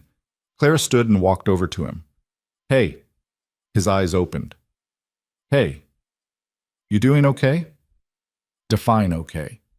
Clara almost smiled. Still breathing, still coherent. Then, yeah, barely. She sat on the edge of the medical chair. I need to ask you something. Shoot. Marcus, did he know what he was getting into when he started investigating? Daniel was quiet for a moment. Yeah, he knew. And he did it anyway. He said some things were worth dying for, that if good people stayed quiet, bad people would own the world. Claire's throat tightened. That sounds like him. He also said his sister was the toughest person he'd ever met. Said if anything happened to him, you'd finish what he started. I'm not that tough. You pulled me out of a hospital, fought off armed contractors, and just survived a coordinated hit by a presidential candidate's personal kill squad. I'd say Marcus knew what he was talking about. Clara looked away. I'm tired, Daniel. I'm so tired of fighting. Then don't fight, just stand. Sometimes that's enough. She met his eyes. And if I fall, then I'll catch you. That's what teammates do. Clara felt something break inside her chest. Not painful, just open. She squeezed his hand once, then stood and walked back to the conference table. Kira was deep in her work, screen scrolling with code and data streams. Reyes was on the phone, speaking quietly. Clara pulled out her own phone and stared at it. No messages, no missed calls. Nobody even knew she was missing. She opened her contacts and scrolled to a number she hadn't called in years. Her mother. They hadn't spoken since Marcus's funeral. The conversation had ended badly, accusations and grief spilling over into words neither of them could take back.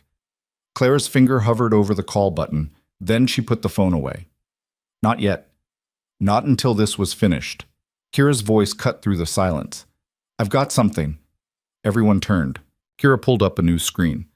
The financial records show a pattern. Every transaction Hale makes goes through a primary account in the Caymans. But before it hits that account, it routes through a holding company in Delaware. So, Reyes said, so that holding company is registered to a law firm in D.C., and that law firm represents exactly one client. Hale. Bingo. Which means if we freeze the Delaware account, we cut off her access to everything downstream.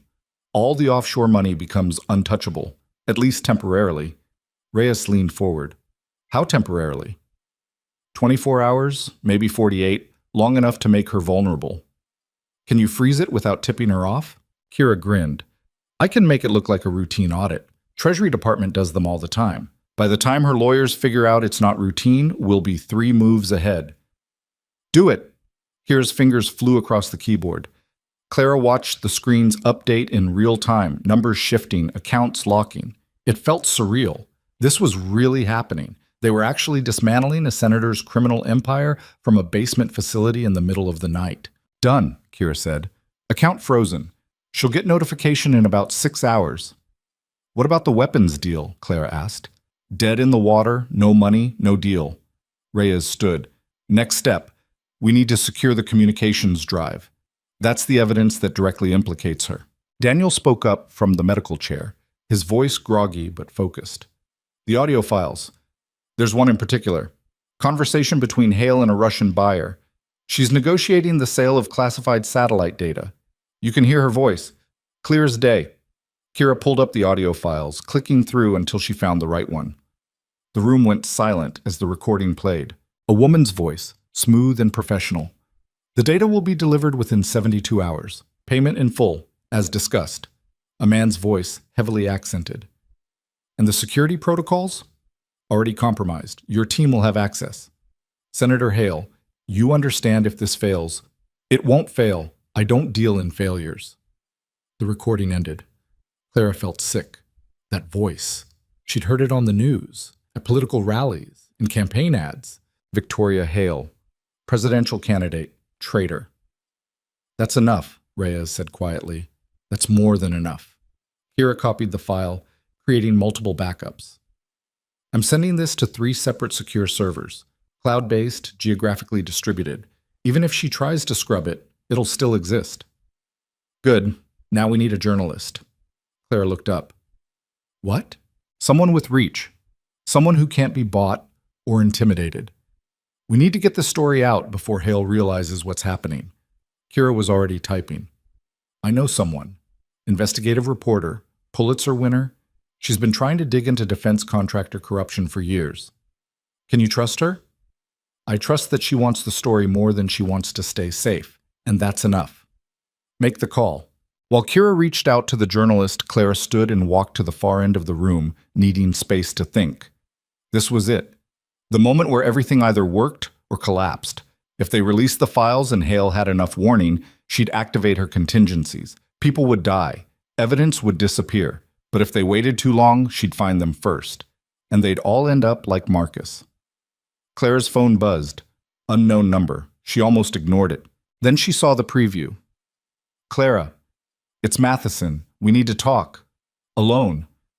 Her stomach turned to ice. She showed the message to Reyes. His expression darkened. Don't respond. What if he knows something? He knows plenty, all of it designed to get you killed. Or maybe he's flipping. Maybe he wants out. Clara, I'm just saying we should consider it. Reyes grabbed her arm, his voice low and urgent. Listen to me. Matheson is a professional. He doesn't flip. He doesn't have crises of conscience. He executes orders and collects paychecks. This is a trap. Then we spring it. On our terms. That's insane. It's also our only chance to get confirmation. We have evidence, but we don't have direct testimony. Matheson could give us that. Or he could put a bullet in your head. Clara pulled her arm free. Then I guess I better not give him the chance. Before Reyes could argue further, Clara's phone rang. Matheson. She answered. Talk fast. I know where you are, Matheson said, his voice calm. I know what you're planning, and I'm telling you it won't work. Why not? Because Hale already knows. She's had surveillance on Reyes since before you pulled Cross out of the hospital. She knows about the facility. She knows about the files. Clara's blood went cold. You're lying. Am I? Then explain why there are 3 teams currently moving toward your location. ETA, 12 minutes. Clara looked at Reyes. He says we're compromised. Reyes grabbed his phone, pulling up security feeds. His face went pale. He's right. Multiple vehicles. Moving in formation. They're not trying to hide it. Kira stopped typing. How is that possible? This facility is off every grid. Unless someone on the inside told them, Clara said, looking at Matheson's contact on her screen. It wasn't me, Matheson said, his voice tight. But it was someone. And if you don't get out now, none of this matters. Hale will bury the evidence, bury you, and keep climbing. Why are you telling me this? Matheson was silent for a long moment. Then, because I'm tired. I've done terrible things for terrible people. I thought I was serving my country. Turns out I was just serving myself. Marcus figured that out before I did. Maybe it's time I listened to a dead man. Clara's grip tightened on the phone. What do you want? Meet me. Alone. I'll give you everything. Direct testimony, communications logs, access codes to accounts even Hale doesn't know I have. Why would you do that? Because if I'm going down, I'm taking her with me. Clara looked at Reyes. He was shaking his head, mouthing no. She ignored him. Where? Riverside Park, East Pavilion, 30 minutes. I'll be there. Come alone, Clara. I mean it. Anyone else shows up, I disappear, and so does your case. The line went dead. Reyes was on his feet. Absolutely not. This is exactly what he wants. He's our only shot at direct testimony. He's lying. It's a setup. Maybe. But if he's telling the truth, and we ignore it, Hale walks. Dr. Navarro spoke up. We need to evacuate, now. If there are teams coming. How long to pack up? Reyes asked. 10 minutes. Maybe less if we leave the heavy equipment. Do it. Kira, grab the essentials. Daniel, can you move? Daniel was already sitting up, pulling the IV out of his arm. Yeah, I can move. Clara grabbed the duffel bag with the USB drives. I'm going to meet Matheson. Like hell you are. Reyes, bought off ours. No, we go together or we don't go at all. Clara stepped close to him, her voice dropping. You said it yourself. Hale has surveillance on you. If you come with me, you'll lead them right to Matheson. He'll bolt. We lose everything. Then we lose everything. Better than losing you. This isn't your call. Clara? She was already moving toward the exit. Reyes grabbed her arm again, harder this time. Your brother would kill me if I let you walk into this. Clara looked him in the eye. My brother's dead, and I'm not asking permission. She pulled free and headed for the elevator. Behind her, Reyes swore viciously, but he didn't follow. The ride up felt like it took forever. Clara checked her weapons. Knife, backup knife, no gun. She'd have to work with what she had. The elevator doors opened. She stepped out into the parking lot and came face to face with the woman from the hospital. 4 armed operatives flanked her. The woman smiled. Going somewhere? Clara's hand moved to her knife. The woman raised a finger. I wouldn't. You're good, but you're not that good. Clara's mind raced, calculating angles, distances, odds. All bad. How did you find us? Clara asked, buying time. Matheson told us where you'd be, told us exactly what to say to get you moving. The woman stepped closer. He's very good at reading people. Knew you'd come running if he played the redemption card. Clara's jaw clenched. Where is he? Waiting. You'll see him soon enough. One of the operatives stepped forward with zip ties. Clara didn't resist as they bound her wrists. No point. Not yet. They led her to a vehicle and shoved her inside. The woman climbed in beside her. Senator Hale sends her regards. Tell her I'll send mine soon. The woman laughed. I like you. It's a shame this has to end badly. The vehicle pulled away. Clara watched the facility disappear behind them and hoped, prayed, that Reyes and the others had gotten out in time, because if they hadn't, this was over before it started. They drove for 20 minutes, winding through empty streets. Finally, they pulled up to an abandoned industrial site near the river. Matheson was waiting outside, arms crossed. They pulled Clara out of the vehicle and walked her toward him. He looked older in person than he had at the pier, tired, like he hadn't slept in days. Clara, he said quietly, you set me up. I did what I was ordered to do. And now? Now I finish it. He gestured to one of the operatives who opened the door to a nearby building. Inside, bound to chairs, were Reyes, Daniel, Kira, and Dr. Navarro. All alive. All watching her with varying expressions of anger and resignation. Clara's heart sank. They hadn't escaped. They'd been caught. Matheson stepped in front of her. Senator Hale wanted me to extend an offer. I'm listening. Give us the drives. All of them. And everyone walks. You disappear. Live your lives. Never speak of this again. And if we refuse? Matheson pulled out a gun. Then we make an example, starting with Captain Reyes. He aimed the weapon at Reyes's head. Clara's mind raced. No backup. No weapons. No leverage. Just her and 5 lives she couldn't save. She looked at Reyes. He met her eyes and shook his head slightly. Don't do it. Clara looked back at Matheson. The drives are encrypted. Even if I give them to you, you'll never access them. We'll take our chances. Marcus coded them. Personal encryption. Only 2 people knew the keys, him and me. Matheson's eyes narrowed. So unlock them. No. Then Reyes dies. Clara's voice didn't waver. Then shoot him. Reyes's eyes widened. Matheson's finger tightened on the trigger. Wait, Clara said. Matheson paused. Clara took a slow breath. I'll unlock them. But not here. I need a computer, access to the files. Matheson studied her, weighing the truth of it. Finally, he lowered the weapon. You've got 10 minutes. They brought her to a laptop set up on a makeshift table. Clara sat down, her bound wrists making it awkward but not impossible. She pulled up the encrypted files, typed in the password. The files unlocked. Matheson leaned over her shoulder. Good. Now, Clara hit a key combination. The screen flashed.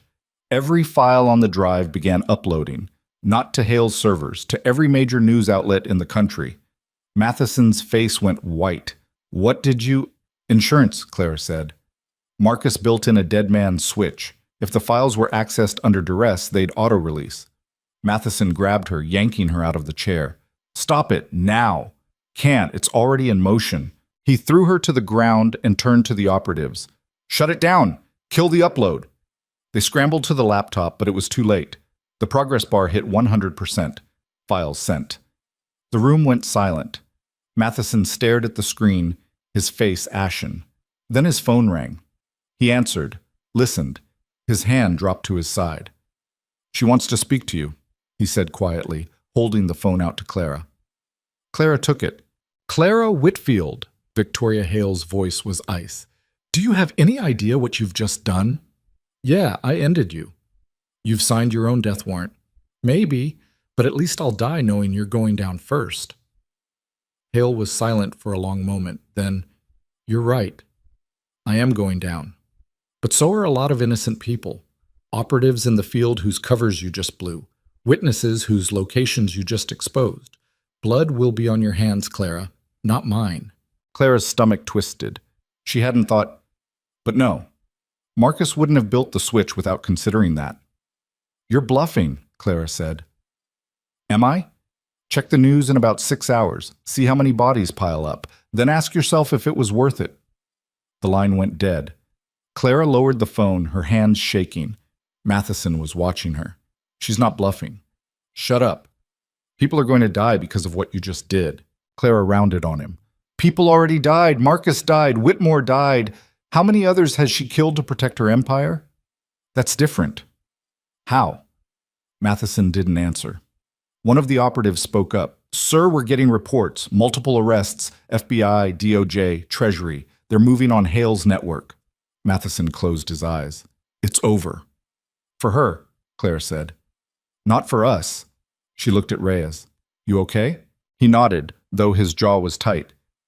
You just played the riskiest hand I've ever seen. Did it work? We'll find out. One of the operatives stepped forward, gun raised toward Clara. Matheson held up a hand. Stand down. Sir, I said stand down. The operative hesitated, then lowered his weapon. Matheson looked at Clara. You've got 12 hours. Maybe less.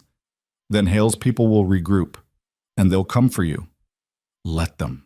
You don't understand. She's not the only one. This network runs deeper than you know. You just kicked a hornet's nest. Good, Clara said. Let them all come out where we can see them. Matheson's phone rang again. He glanced at the screen, then showed it to Clara. Senator Hale arrested. Clara felt something release in her chest. It was real. It was actually happening. Matheson pocketed the phone and looked at his team.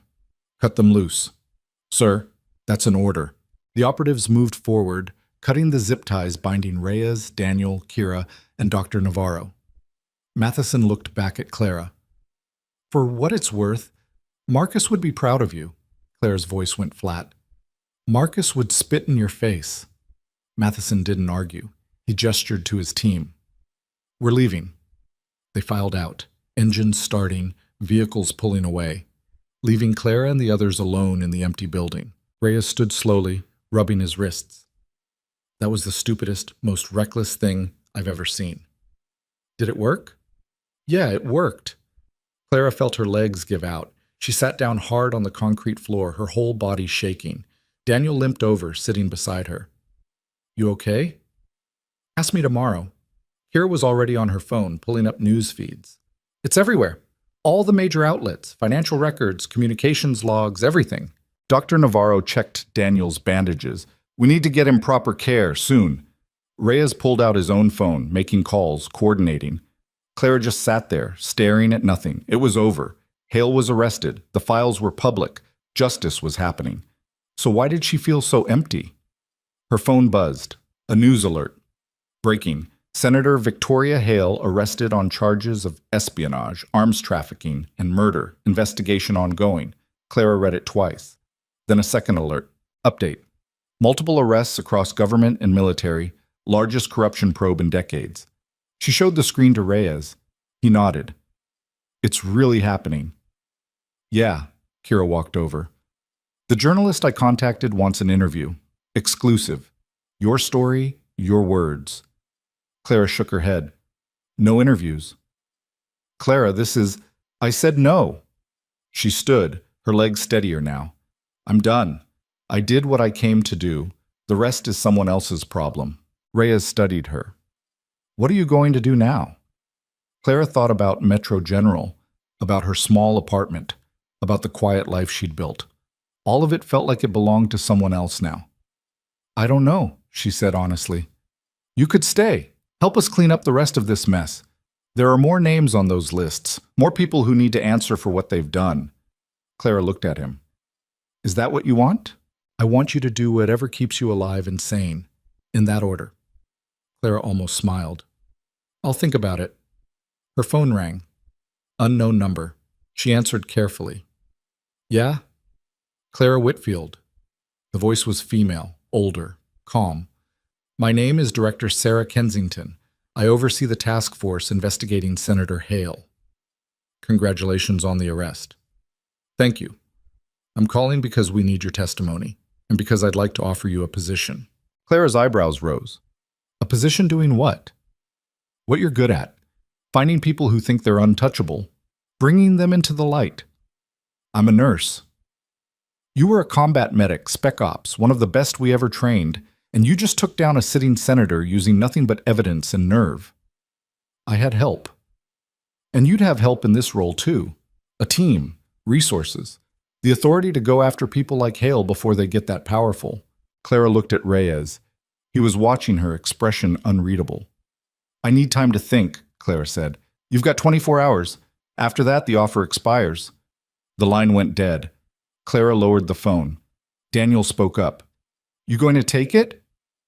I don't know. For what it's worth, I think you should. Why? Because you're good at it, and because the world needs people who won't stop when things get hard. Clara looked at him. What about you? What are you going to do? Daniel shrugged. Heal, testify, then probably disappear for a while. I've had enough excitement for one lifetime. Kira cleared her throat. Speaking of disappearing, we should move. This location is compromised. Matheson knows where we are, which means others might too. Reyes nodded. She's right. Let's go. They gathered what little gear they had and headed for the exit. Outside, dawn was breaking over the city, painting the sky in shades of orange and pink. Clara stood in the parking lot, breathing in the cold morning air. It felt like the first real breath she'd taken in years. Her phone buzzed one more time. A text from an unknown number. You did good, kid. M. Clara stared at the message. M. Marcus. But that was impossible. Her brother was dead. She'd seen the reports, attended the funeral, buried him. This had to be someone playing games. Or... Clara's hands started shaking. She showed the message to Reyes. His face went pale. That's not possible. That's what I thought. Clara, Marcus is dead. I saw the body. I attended the funeral. So did I. Then who? Another text came through. Pier 57. Come alone. You'll understand everything. Clara looked up at Reyes. He was already shaking his head. Don't. This is another trap. Or it's not. Clara. But she was already moving, heading for the vehicle. Reyes grabbed her arm. You can't keep doing this. Walking into every trap that gets set. I know. Then stop. Clara pulled free. I will. Right after this one. She climbed into the driver's seat. Reyes stood there, torn between following her and letting her go. Finally, he stepped back.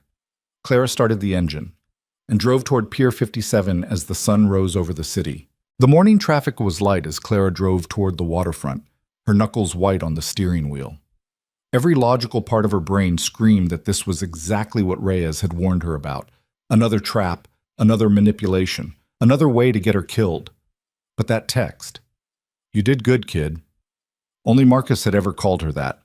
Only Marcus had used those exact words after her first successful field op, after she'd saved 3 soldiers pinned down by sniper fire. Clara's throat felt tight. She parked 2 blocks from Pier 57 and approached on foot, her hand resting on the knife at her ankle. The pier looked different in daylight, less menacing, more sad. Just another forgotten piece of infrastructure slowly rotting into the bay. A figure stood at the far end, silhouetted against the water. Clara's heart hammered as she walked closer. The figure turned. Not Marcus. A woman. Mid-50s, gray hair pulled back, wearing jeans and a jacket that had seen better days. She had Marcus's eyes, the same dark brown, the same direct stare. "Who are you?" Clara asked, stopping 10 feet away. "Lieutenant Colonel Rachel Mora. I worked with your brother." "That text was from me. I'm sorry for the deception, but I needed to be sure you'd come alone." Clara's hand tightened on her knife. "You used my dead brother to manipulate me. I used the only thing I knew would cut through your caution. Marcus talked about you constantly, how stubborn you were, how you'd walk into fire if you thought someone needed saving." "What do you want?" Mora pulled out a tablet and held it up. The screen showed news coverage. Victoria Hale being led out of her Georgetown home in handcuffs, surrounded by federal agents. Another clip showed Matheson being arrested at an airport, trying to flee the country. "You did it," Mora said quietly. "You actually did it. Took down one of the most powerful corruption networks in modern history." "Get to the point." Mora lowered the tablet. "The point is that Marcus started something he couldn't finish. But you did. And there are others who need the same thing. People in power who think they're untouchable. Systems that protect abusers and punish whistleblowers. And I'm putting together a team. People who aren't afraid to go after the powerful. People who understand that sometimes justice requires breaking rules." Clara laughed, harsh and bitter. "You're recruiting me. I'm offering you a chance to make what happened to Marcus mean something, to make sure other families don't lose people they love because someone decided profit mattered more than lives." "I already got that speech from Director Kensington." Mora's expression hardened. "Kensington wants you working within the system, following protocols, asking permission to do what needs to be done. I'm offering you something different." "What?" "Freedom. To operate how you need to go after targets the official channels won't touch because they're too politically connected or too well protected." Clara crossed her arms. "That sounds like vigilante justice. It sounds like the only kind of justice that actually works when the system is rigged." "And if I say no?" Mora shrugged. "Then you go back to being Clara Whitfield, nurse. You clock in, you clock out, you save the lives in front of you. There's honor in that. But there's also a limit to how much change one person can make from inside a hospital." Clara looked out on the water, watching the morning light dance across the surface. Marcus believed in the system. He believed that if you did things right, followed the rules, justice would prevail. And look what it got him. Clara's jaw clenched. "Don't." "I'm not trying to dishonor his memory. I'm trying to honor it by learning from his mistakes. He played by the rules, he trusted the chain of command, and they killed him for it." "You don't know that." "Yes, I do. Because I was there, like..." Mora's voice cracked slightly. "I was his commanding officer when he started investigating. I told him to take it through official channels, to document everything and submit it up the chain. And 24 hours after he did, someone rigged his training exercise. I've been living with that for 3 years." Clara turned back to her. "So this is about guilt. This is about making sure it never happens again." They stood in silence for a moment, the sound of water lapping against pilings filling the space between them. Finally, Clara spoke. "I need to think about it." Mora nodded. "You've got 48 hours. After that, I'm moving forward with or without you." She pulled out a card and handed it to Clara. "Encrypted number. When you decide, call." Clara took the card. "What happens to Hale?" "Trial. Probably lengthy, definitely public. She'll fight it with every resource she has left." "And Matheson?" "Already talking, trading testimony for a reduced sentence. He'll probably spend the rest of his life in prison, but he won't face execution." "That doesn't seem like justice." "It's not. It's pragmatism. We need his testimony to connect all the pieces. to make sure everyone involved goes down. Clara pocketed the card. I should go. Clara, Mora's voice stopped her. Your brother's last words, do you know what they were? Clara's chest tightened. The official report said he didn't have any, that the explosion killed him instantly. The official report lied. I was on comms when it happened. He had about 30 seconds before the bleeding took him, and he used them to say one thing. Mora's eyes were wet now. He said, tell Clara she was right, about everything. Clara felt something break inside her. Right about what? About leaving. About getting out before the system crushed you. He spent his last moments regretting that he didn't listen to you, that he stayed when he should have walked away. Clara couldn't speak. Mora stepped closer. He also said to tell you that you're the bravest person he ever knew, and that whatever path you chose, it would be the right one. Clara's vision blurred. She turned away, wiping her eyes roughly. I have to go. She walked back to the car, her legs feeling like they might give out any second. Behind her, Mora called out one last time. He was proud of you, Clara, right up until the end. Clara didn't turn around. She just kept walking. She drove without direction for 20 minutes, her mind spinning, until she found herself pulling into Metro General's parking lot. The hospital looked exactly the same as it had when she'd left. Same fluorescent lights visible through the windows. Same ambulances parked at the bay. Same tired staff shuffling in and out. Like nothing had happened. Like the world hadn't just fundamentally shifted. Clara sat in the car, staring at the building. 3 years she'd worked here. 3 years of being invisible, of being the quiet nurse nobody paid attention to. And in the span of one night, she'd dismantled a corruption network that had operated for decades. Her phone rang. Daniel. She answered. Yeah. Where are you? Metro General. Why? I don't know. Daniel was quiet for a moment. Reyes told me about the text, about Mora. Of course he did. Are you okay? Clara laughed, but it came out broken. No, I'm really not. You want company? I want to understand why this feels worse than when I thought my brother was just dead. Now I know his last moments were spent regretting his choices, and somehow that's harder. Because now you know he suffered. Not just physically, but emotionally. That's always harder. Clara pressed her forehead against the steering wheel. I don't know what to do, Daniel. Yes, you do. You just don't want to admit it. What's that supposed to mean? It means you're terrified of what comes next. You spent 3 years hiding from who you are. Now you can't hide anymore. And that's scary. I wasn't hiding.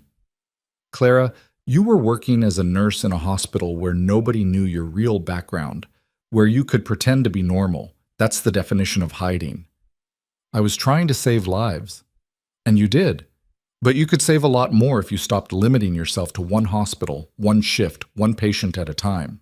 Clara sat up. You sound like Mora. Maybe Mora has a point. Or maybe she's just good at manipulation. Maybe both things are true. Clara closed her eyes. I'm tired, Daniel. I'm so tired of fighting. Then don't fight. Just decide. What do you actually want? Not what Marcus wanted. Not what anyone else thinks you should do. What do you want? Clara thought about that. What did she want? She wanted her brother back, but that wasn't possible. She wanted to feel safe, but she'd never felt truly safe, even before this started.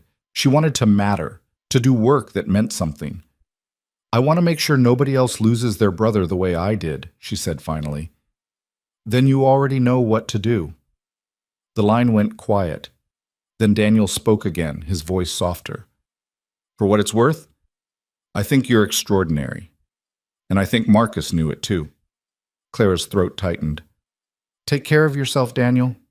You too. She hung up and sat in the car for another 5 minutes. Then she got out and walked into the hospital. The ER was busy. Morning rush, people coming in with chest pain and twisted ankles and sick kids. Clara moved through it like a ghost, heading for the administrative wing. She found the HR office and knocked. A tired-looking woman in her 40s looked up from her computer.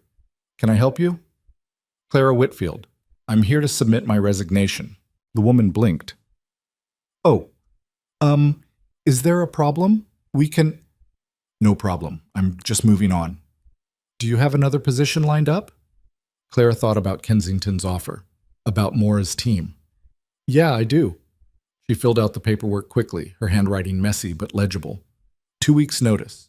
Standard protocol, except she knew she wouldn't be back for those 2 weeks. This was it. The end of Clara Whitfield, Invisible Nurse. She walked back to the ER one last time, looking at the faces of the residents and attending physicians who'd treated her like furniture for 3 years. None of them noticed her leaving, just like they'd never noticed her arriving. Clara stepped outside and called Reyes. "I'm in," she said when he answered. "In what?" "Kensington's offer. I'll testify. I'll work with the task force, but on my terms." "Which are?" "I don't follow orders I don't agree with. I don't participate in operations that compromise my ethics, and I get final say on which targets I pursue." Reyes laughed. "Kensington is going to love you." "She doesn't have to love me. She just has to accept that I'm not a soldier anymore." "What are you then?" Clara thought about it. "Someone who's done being quiet." "Fair enough. I'll set up the meeting." "Thanks." "Clara." "Yeah? I'm glad you're doing this. The world needs more people who won't back down. The world needs fewer people who think they're above consequences." "That too." She hung up and stood in the parking lot, watching the hospital through the chain-link fence. A part of her would miss it, the simplicity of it, the clear hierarchy of need: stop bleeding, restart hearts, save the person in front of you. But that part was smaller than the part that was ready to fight bigger battles. Her phone buzzed. A news alert. Breaking. Victoria Hale pleads not guilty to all charges. Trial set for 6 months from today. Clara read it twice. 6 months. 6 months for Hale's lawyers to stall and delay and try to dismantle the case. 6 months for the news cycle to move on. 6 months for people to forget why this mattered. Unless someone kept it in the spotlight. Clara pulled out Mora's card and stared at the number. Then she put it away. Not yet. First, she'd work with Kensington. Learn the system from the inside. Understand its strengths and limitations. Then she'd decide if Mora's approach was necessary. She drove to the safe house where Reyes had relocated everyone. It was in a different part of the city now, a residential area that looked painfully normal. Inside, Daniel was asleep on a couch, his bandages fresh. Kira was at a computer, still monitoring news feeds. Dr. Navarro was organizing medical supplies. Reyes stood near the window, phone to his ear, coordinating something. He hung up when he saw Clara. "Kensington wants to meet tomorrow, 9 a.m. "Where?" "Federal Building, downtown. She's bringing the lead prosecutors." "Good." Daniel stirred, opening his eyes. "You came back. Did you think I wouldn't?" "I thought you might decide to run. Wouldn't blame you." Clara sat on the edge of the couch. "How are you feeling?" "Like I got shot and then spent 12 hours running for my life." "So, fantastic," Clara smiled. "You're going to be okay." "Yeah, thanks to you. Thanks to all of us." Daniel reached out and squeezed her hand. "What you did, releasing those files, that took guts. Marcus would be proud." Clara's eyes stung. "Stop saying that." "Why?" "Because it makes it harder to stay focused." "Good. You should feel things. That's what makes you human." Clara pulled her hand back gently. "I need to not be human for a while.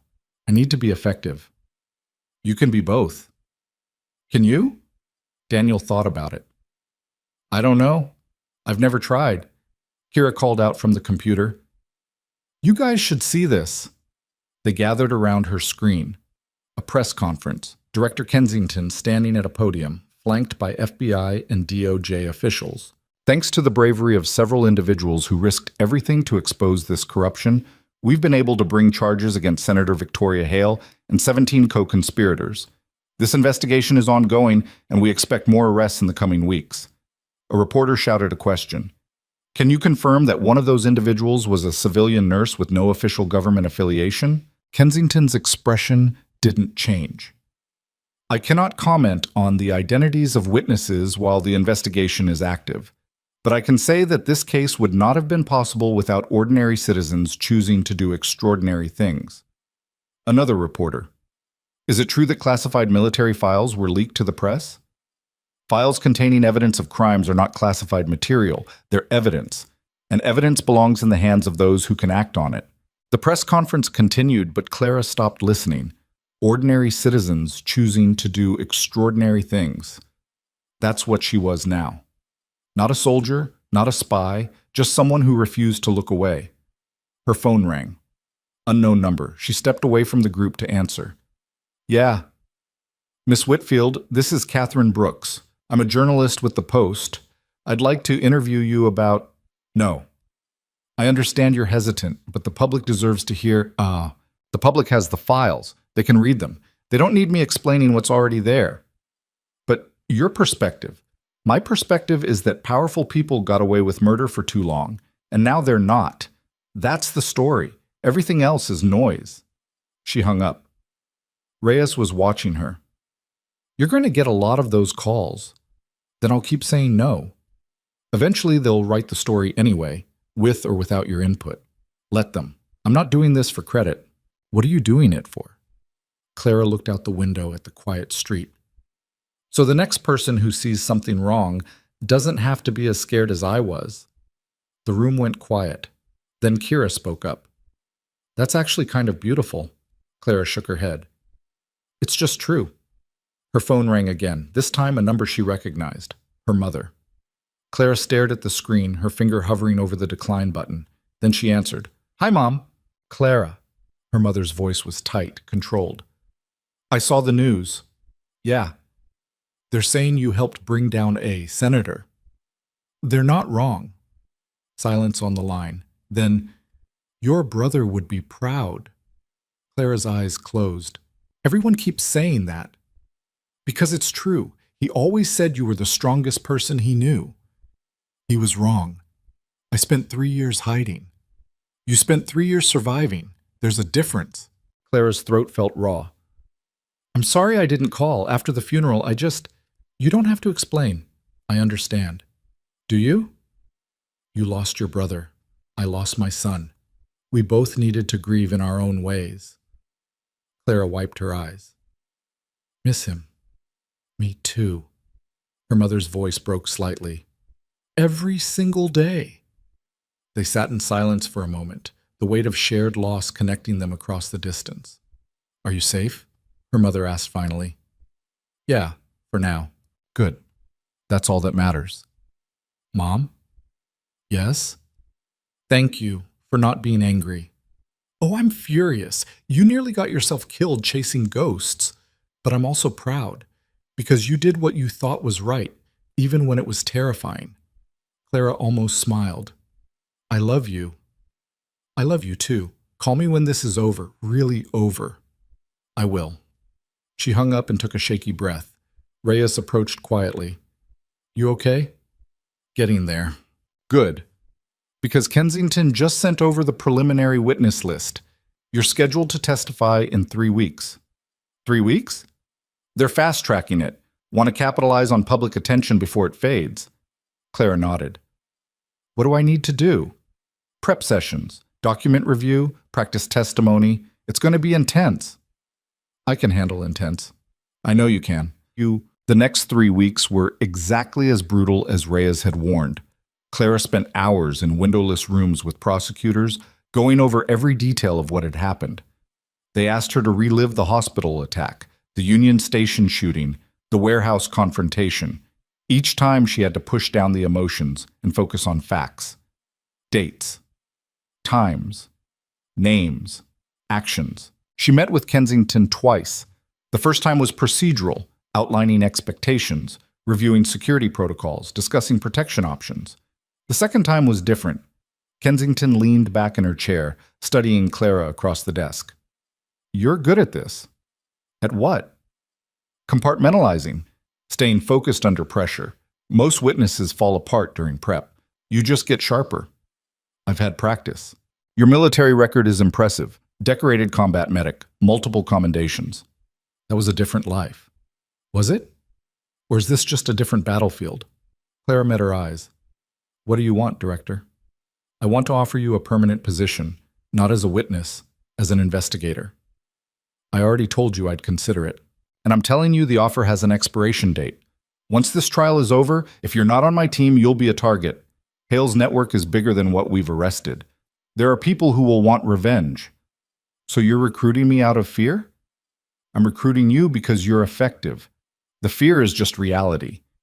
Clara stood. I'll think about it. You have 1 week. Clara left the office and walked out into the afternoon sun.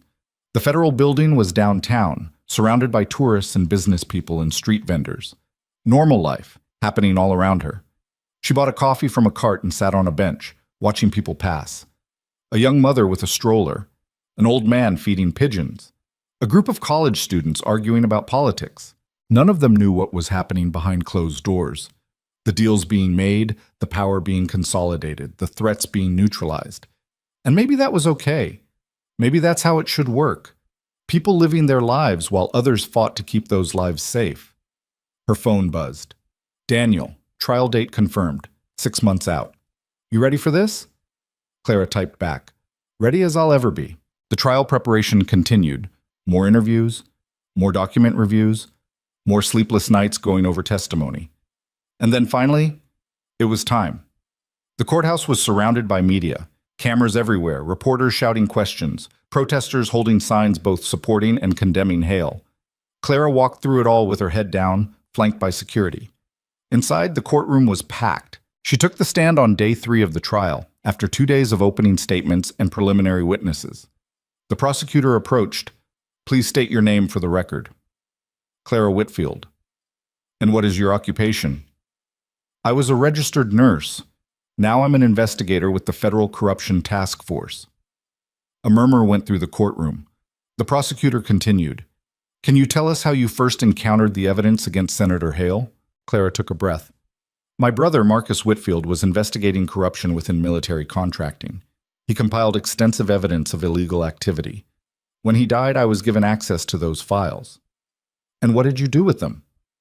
I verified them, cross-referenced them, and then I released them to ensure they couldn't be buried. The defense attorney objected. Your Honor, the witness just admitted to illegally disseminating classified information. The information wasn't classified, Clara said calmly. It was evidence of crimes. There's a difference. The judge raised a hand. The witness will refrain from speaking unless asked a direct question. Clara nodded. The prosecutor continued. Can you describe what you found in those files? Financial records showing Senator Hale receiving payments from foreign entities in exchange for classified intelligence. Communications showing her coordinating weapons sales to hostile nations, and audio recordings of her directly ordering the elimination of witnesses. Another murmur. The defense attorney stood. Objection. The witness is testifying to documents not yet entered into evidence.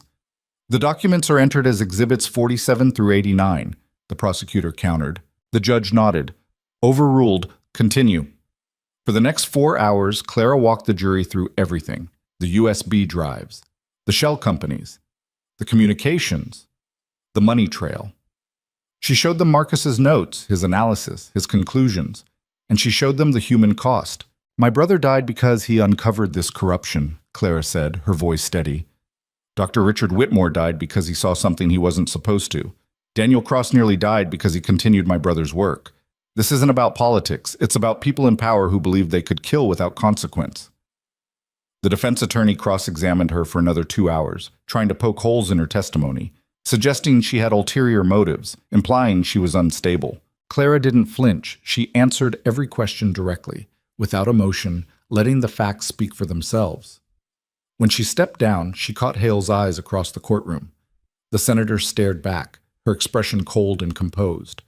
But Clara could see it underneath. Fear. The trial continued for 3 more weeks. More witnesses. More evidence. More testimony. Clara attended every day, sitting in the gallery, watching justice unfold. On the final day, the jury deliberated for 6 hours. When they returned, the courtroom was so quiet Clara could hear her own heartbeat.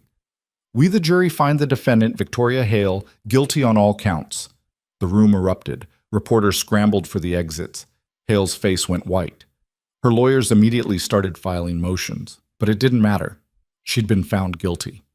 By a jury of her peers, in open court, with the whole world watching. Clara sat in the gallery, feeling the weight of 3 years lift off her shoulders. It was done. Really done. Outside the courthouse, media swarmed her. Miss Whitfield, how do you feel about the verdict? Do you think justice was served? What message does this send to other whistleblowers? Clara stopped at the bottom of the courthouse steps and turned to face the cameras. I think this sends one message, she said clearly, that no one is above the law, not senators, not generals, not billionaires. If you commit crimes, you will be held accountable, even if it takes years, even if you think you're untouchable. What's next for you? A reporter called out. Clara thought about Kensington's offer, about Maura's team, about the choice she'd been avoiding for weeks. Next, I keep working. There are more people like Senator Hale, more systems that protect the powerful and punish the vulnerable, and I'm going to help dismantle them. As a federal investigator? Clara smiled slightly. As whatever it takes. She walked away from the cameras, through the crowd, to where Reyes and Daniel were waiting. You did good, Reyes said. We did good, Clara corrected. Daniel pulled her into a careful hug, mindful of his healing injuries. Marcus would be proud. Clara didn't argue this time. Because maybe it was true. Maybe her brother would be proud of what she'd become. Not a soldier, not a spy, not a nurse hiding from her past, just someone who refused to be quiet when it mattered. They walked to a nearby coffee shop, away from the media circus, and sat at a corner table. So, Daniel said, what now? Clara pulled out both cards, Kensington's official contact and Maura's encrypted number. She stared at them for a long moment. Then she tore Maura's card in half. I'm going to try it the right way first, she said. Work within the system, see if it can actually deliver justice. And if it can't, Reyes asked, then I'll reevaluate. Daniel smiled. That's very diplomatic. I'm learning. They sat in comfortable silence for a while, drinking coffee that was too bitter and too hot. Finally, Clara spoke. Thank you, both of you, for not letting me do this alone. You didn't give us much choice, Reyes said. You kind of dragged us along. Still, I'm grateful. Daniel raised his cup. To dragging people into doing the right thing. They clinked cups. Clara's phone buzzed. Kensington. Welcome to the team. Report Monday at 800. Clara showed the message to Reyes. He nodded. You sure about this? No, but I'm doing it anyway. That's very on brand for you. Clara laughed, and it felt good. Real. She thought about Marcus, about everything he'd sacrificed, everything he'd believed in. And she realized something. He hadn't been wrong to believe in the system. He'd just been early. One person couldn't fix everything alone, but together, people who refused to look away, who refused to be quiet, who refused to accept that power meant immunity. Together, they could change things, slowly, imperfectly. But really, Clara stood, leaving money on the table for the coffee. Where are you going? Daniel asked. To start my new job. It's Saturday, so I'll start Monday. But right now I'm going to visit my mother. Tell her I'm okay. Actually talk to her. Reyes smiled. That sounds healthy. Don't get used to it. Clara walked out of the coffee shop into the late afternoon sun. The city moved around her, people rushing to catch buses, kids playing in parks, couples holding hands. Normal life.